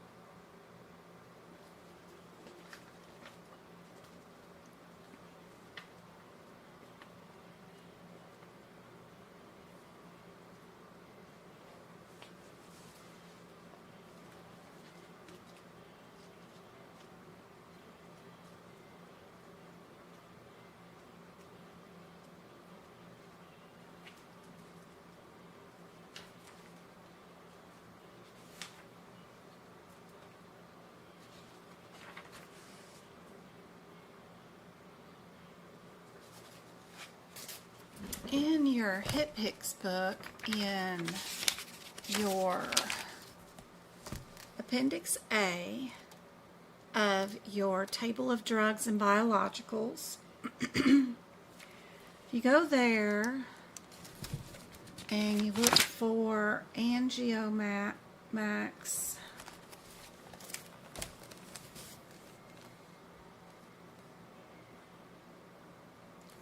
Angiomax right there. It leads you to a J code right there. J0583.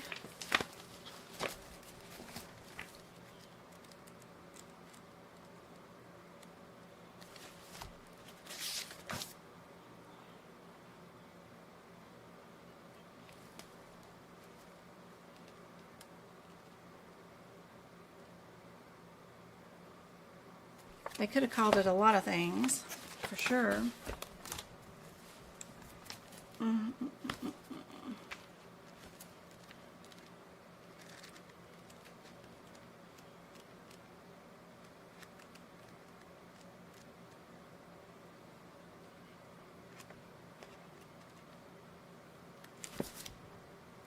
We have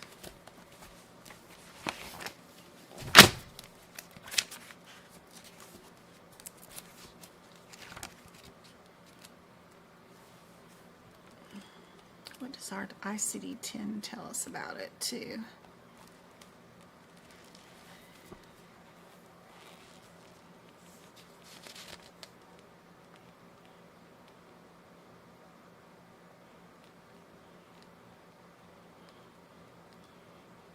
Ooh, Angiomax. In our ICD-10 book, they call it, what did they say? J.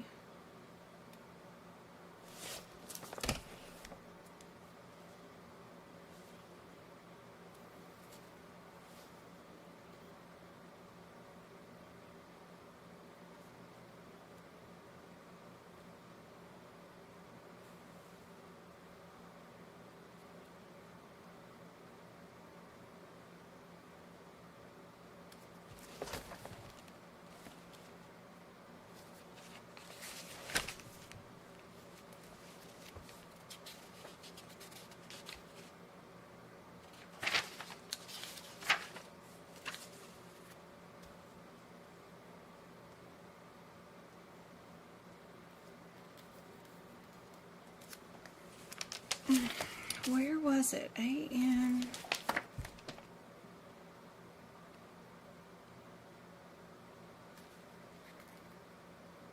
Oh, 0583. 83. So they called it BIV. BIV.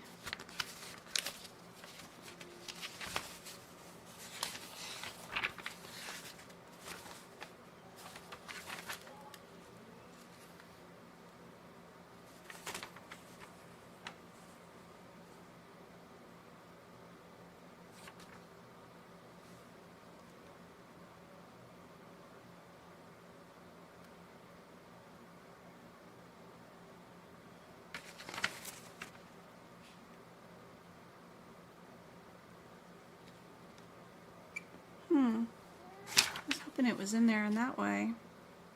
It's not. A-N...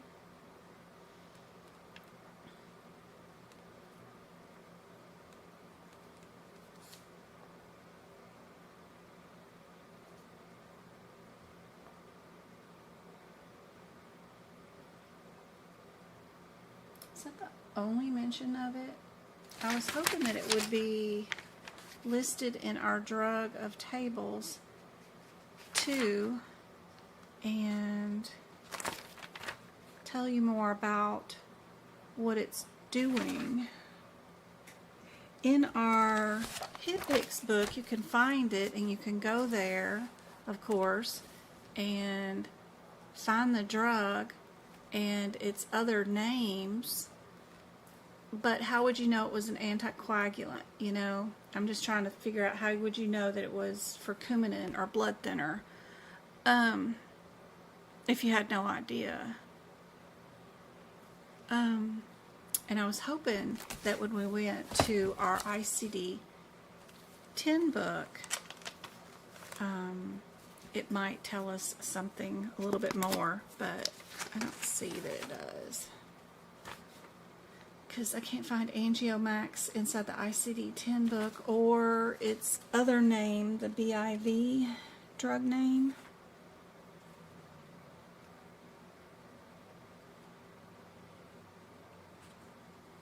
BIVALIRUDIN. It's just listed under other drugs.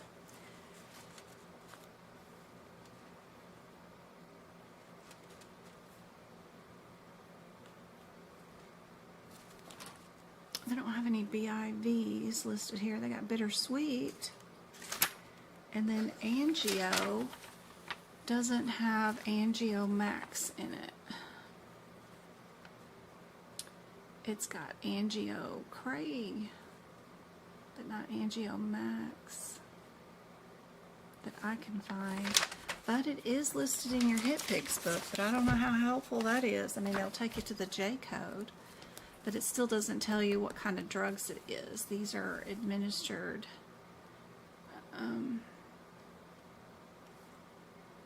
It tells you how many milligrams it is, but it doesn't tell you the information as far as what you need to know that that is an anticoagulant.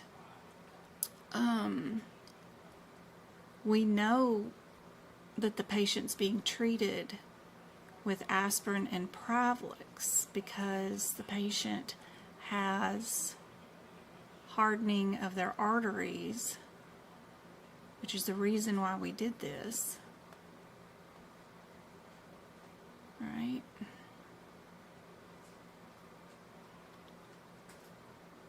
Their arteries are being occluded. They have some stenosis, and when they have hardening of the arteries, this medicine being bolus will not be a removal, so you know it's not an ectomy.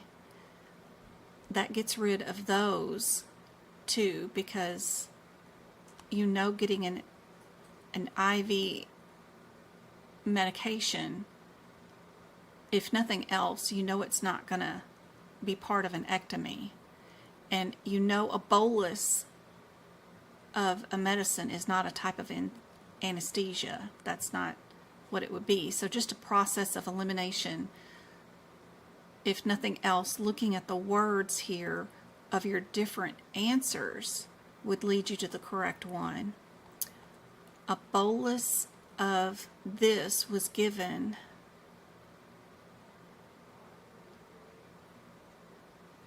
and the whole reason for the patient to be here was because they have arteries that are clogged up. They are given Plavix and aspirin, which are blood thinners. If you know anything about those meds, they're blood thinners. Aspirin alone is a blood thinner. It would not be part of a removal, and it's not anesthesia, so the only other option there is anticoagulant. That's the best I can do because it's not listed in here as far as what it does. But now that you've got it and you've got the code here, you can, and you know you're here with the 3, and you know what the answer is now, you can write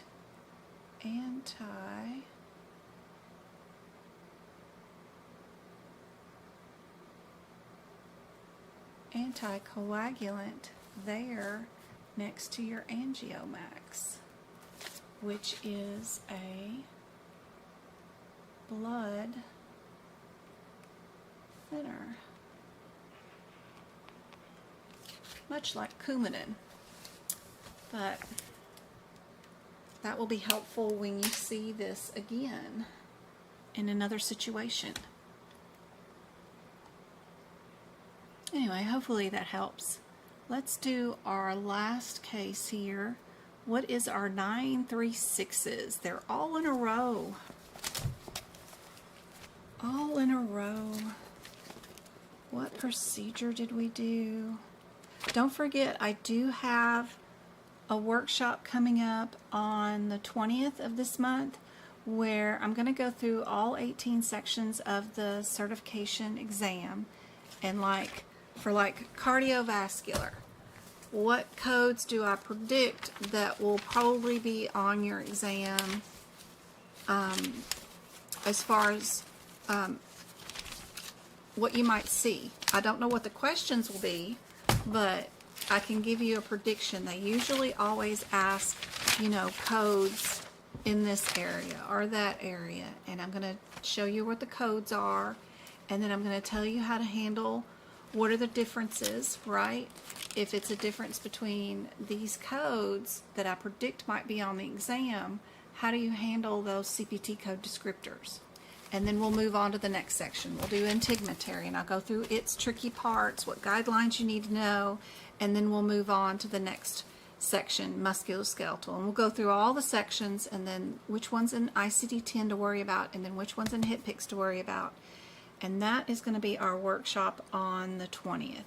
It's probably going to be pretty long, so like 4 or 5 hours long, to cover all 18 sections and tell you what I think are the important codes to know on that section, and then tell you how to handle them, and then move on to the next section. So even if you can't attend the whole thing, it's going to be on a Sunday, you will get access to the replay for 90 days. So that should be super helpful, kind of like a step-by-step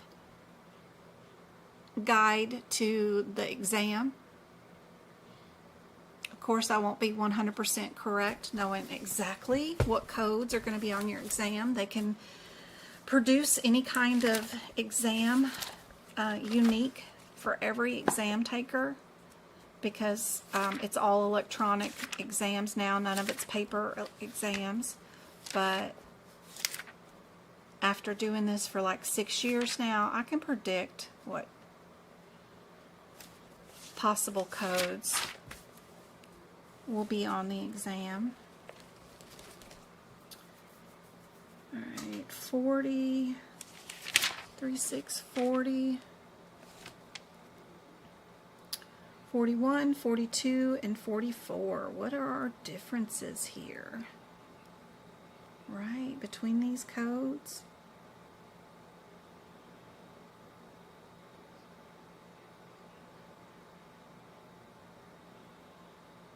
Some of them are for dual chamber defibrillators. Some of them are for just a subcutaneous implantable defibrillator, single or dual. What did we have? We had implantable.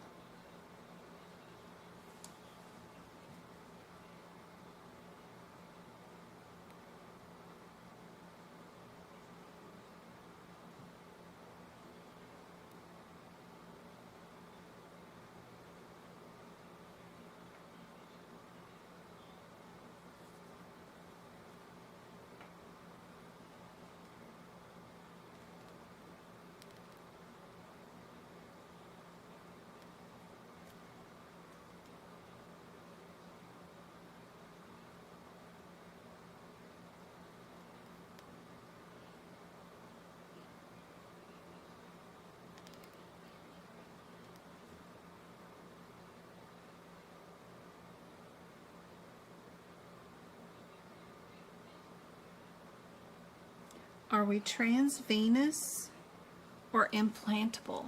What kind of defibrillator do we have?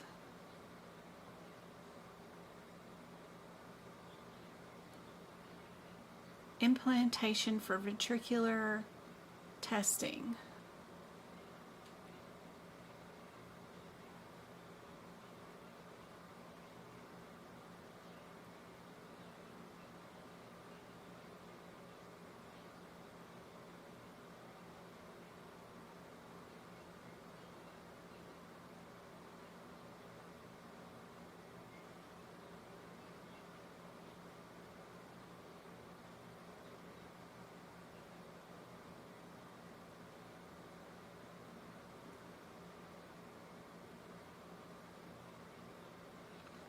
we did successful defibrillation threshold testing. Which one is testing?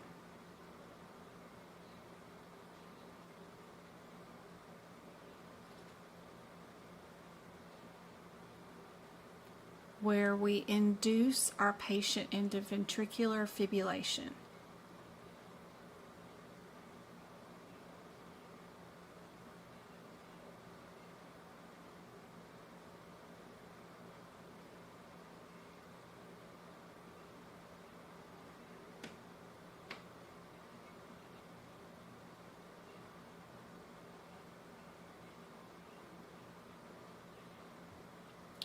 (41) and 40 are done at the time of implantation.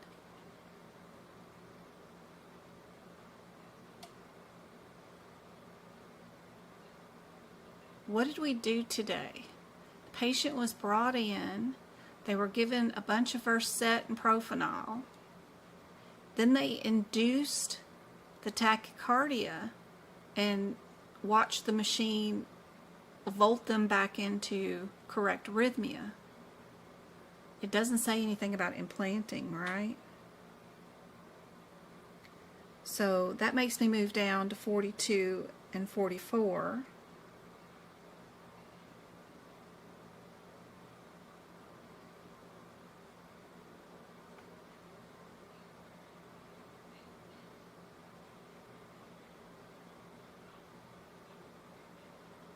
And we just need to know if our defibrillator is subcutaneous or if it's transvenous.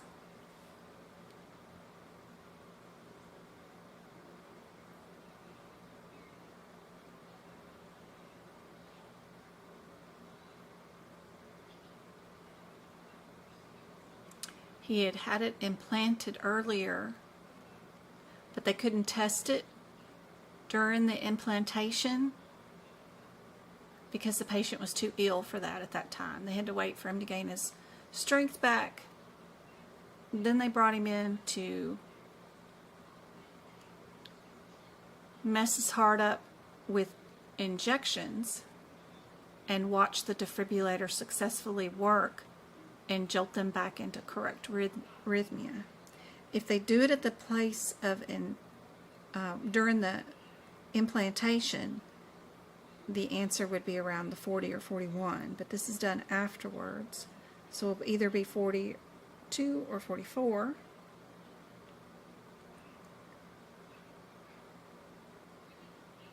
And then you just have to figure out where the thing was implanted.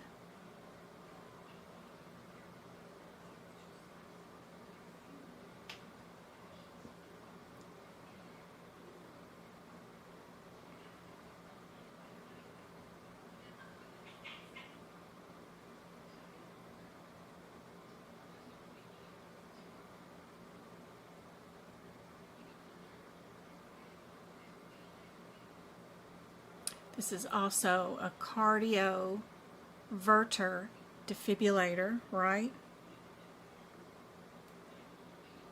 Where 44 is subcutaneous defibrillator, but 42 says it's for the cardio defibrillator. Those words match up with what's in 42. So yes, C would be our answer for that one.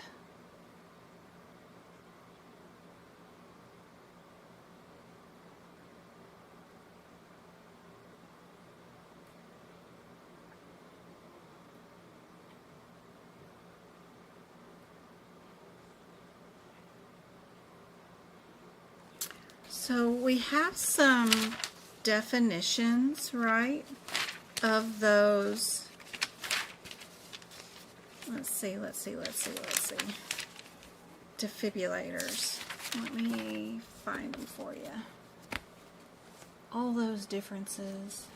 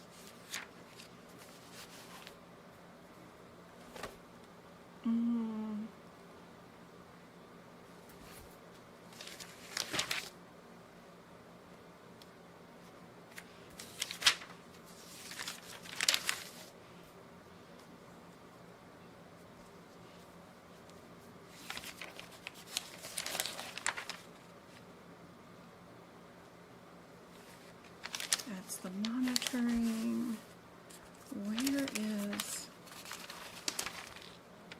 Okay, that's the coronary branches. This is for the rhythms. Okay. Page 796 of your CPT book, if you have the 2025 version out. Page 796. It has all of your definitions. What is an implantable defibrillator? What's a pacemaker? What's a programmable device evaluation? What are all the differences between the data elements? It also has your question for your subcutaneous, right? And your difference between your implantable, right? Implantable defibrillators, your pacemakers versus your subcutaneous ones and pacemakers. All those definitions are right there. Super cool to know how or where to find that kind of information and where it's located. They also, on the previous pages, have all kinds of definitions for all the different devices, whether it's single lead, dual lead, or multiple lead. And more definitions about pacemakers, implantable defibrillators, and your subcutaneous too. So, super cool. Pull those pages 795 and 796. Great pages for sure. See if I can't make a video or something about these differences that make a little difference and help out with some visuals. Maybe grab some pictures that would be helpful to show off the differences. Would be helpful. I'll make you a video on it. Alright guys, I hope this live lesson was super helpful. We did 2.5 hours. I'm going to go find some food. I'm getting hungry, and I will be back tomorrow for those that are part of the CPC course. We're going to be doing more practice exam questions, and then I think that'll be our last session before I have a new set of students who are starting their CPC course. I think I've got 1 or 2 that are going to start all over and do the CPC course.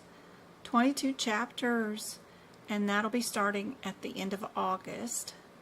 But in the meantime, I'll be going back to doing workshops on Sundays until the courses start back up, where we do workshops. So I've got our first one coming up on the 20th, where we're going to go through all 18 areas of the CPC exam, what you can expect, what are the most missed concepts in each chapter, and what notes you can put in your book to help with those sets of codes in that area. It might be lengthy, 4 or 5 hours, but it'll be cool. It'll be a good workshop to have for your basis for knowing what to study prior to your exam and what codes to expect to see on your exam. And I hope it's super helpful for everybody. I'll be back on Monday. I do already have the listing up, and the computer seems to be acting appropriate today, so great. We'll see after Sunday and Monday. If it's still holding up good, then great. Maybe we fixed the solution. Fixed it, I hope. But I'll be back for 2 hours of free lessons on Monday. And if anybody's interested in starting up the CPC course, that'll be starting in August. Got lots of options on the website if you need anything. I hope this has been helpful. This was challenging. It was really, really difficult questions for sure. Very, very difficult.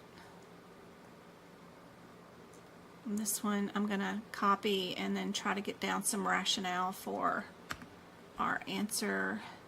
They did ask us later on if we were going to add a modifier or if we were going to add a diagnosis code, but I do have those answers down for that one, but we would need a 26 modifier for that one.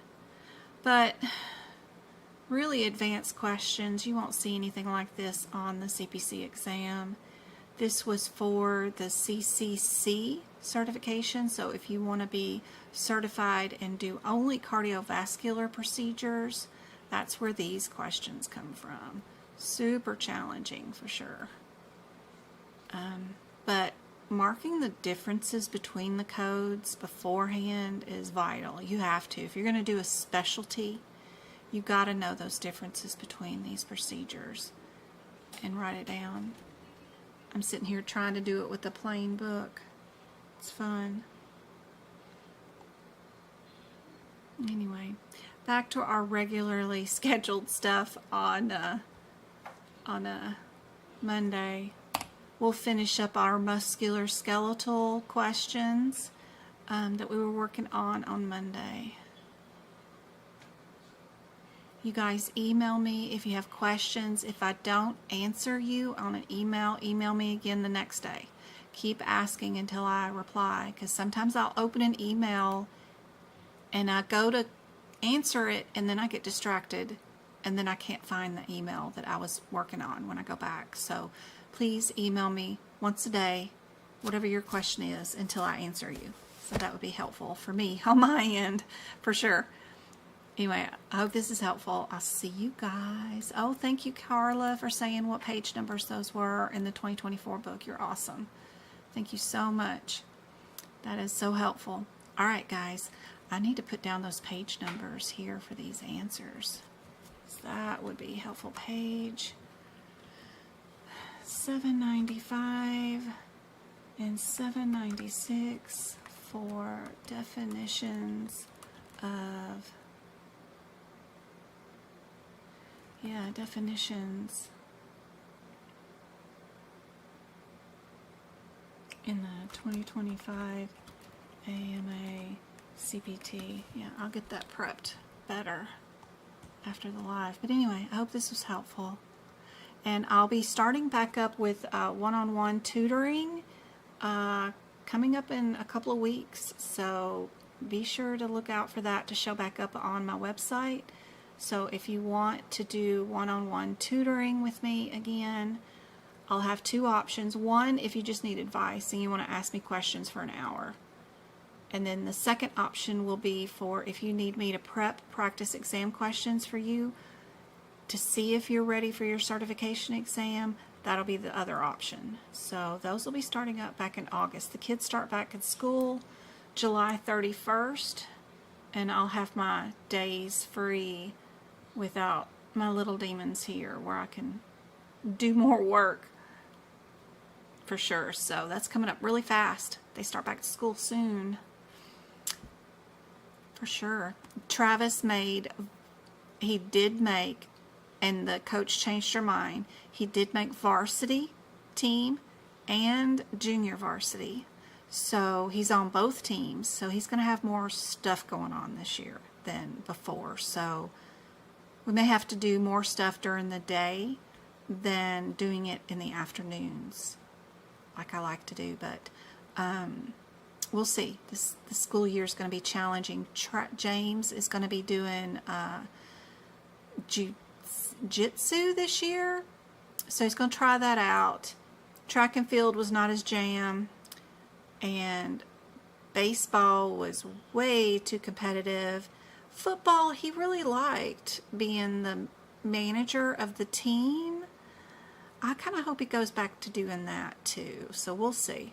But he might have some extra stuff going on too this summer, or this school year. So I need my afternoons freer than the daytime hours. So anyway, that'll help you guys on the East Coast who like me to be on earlier too.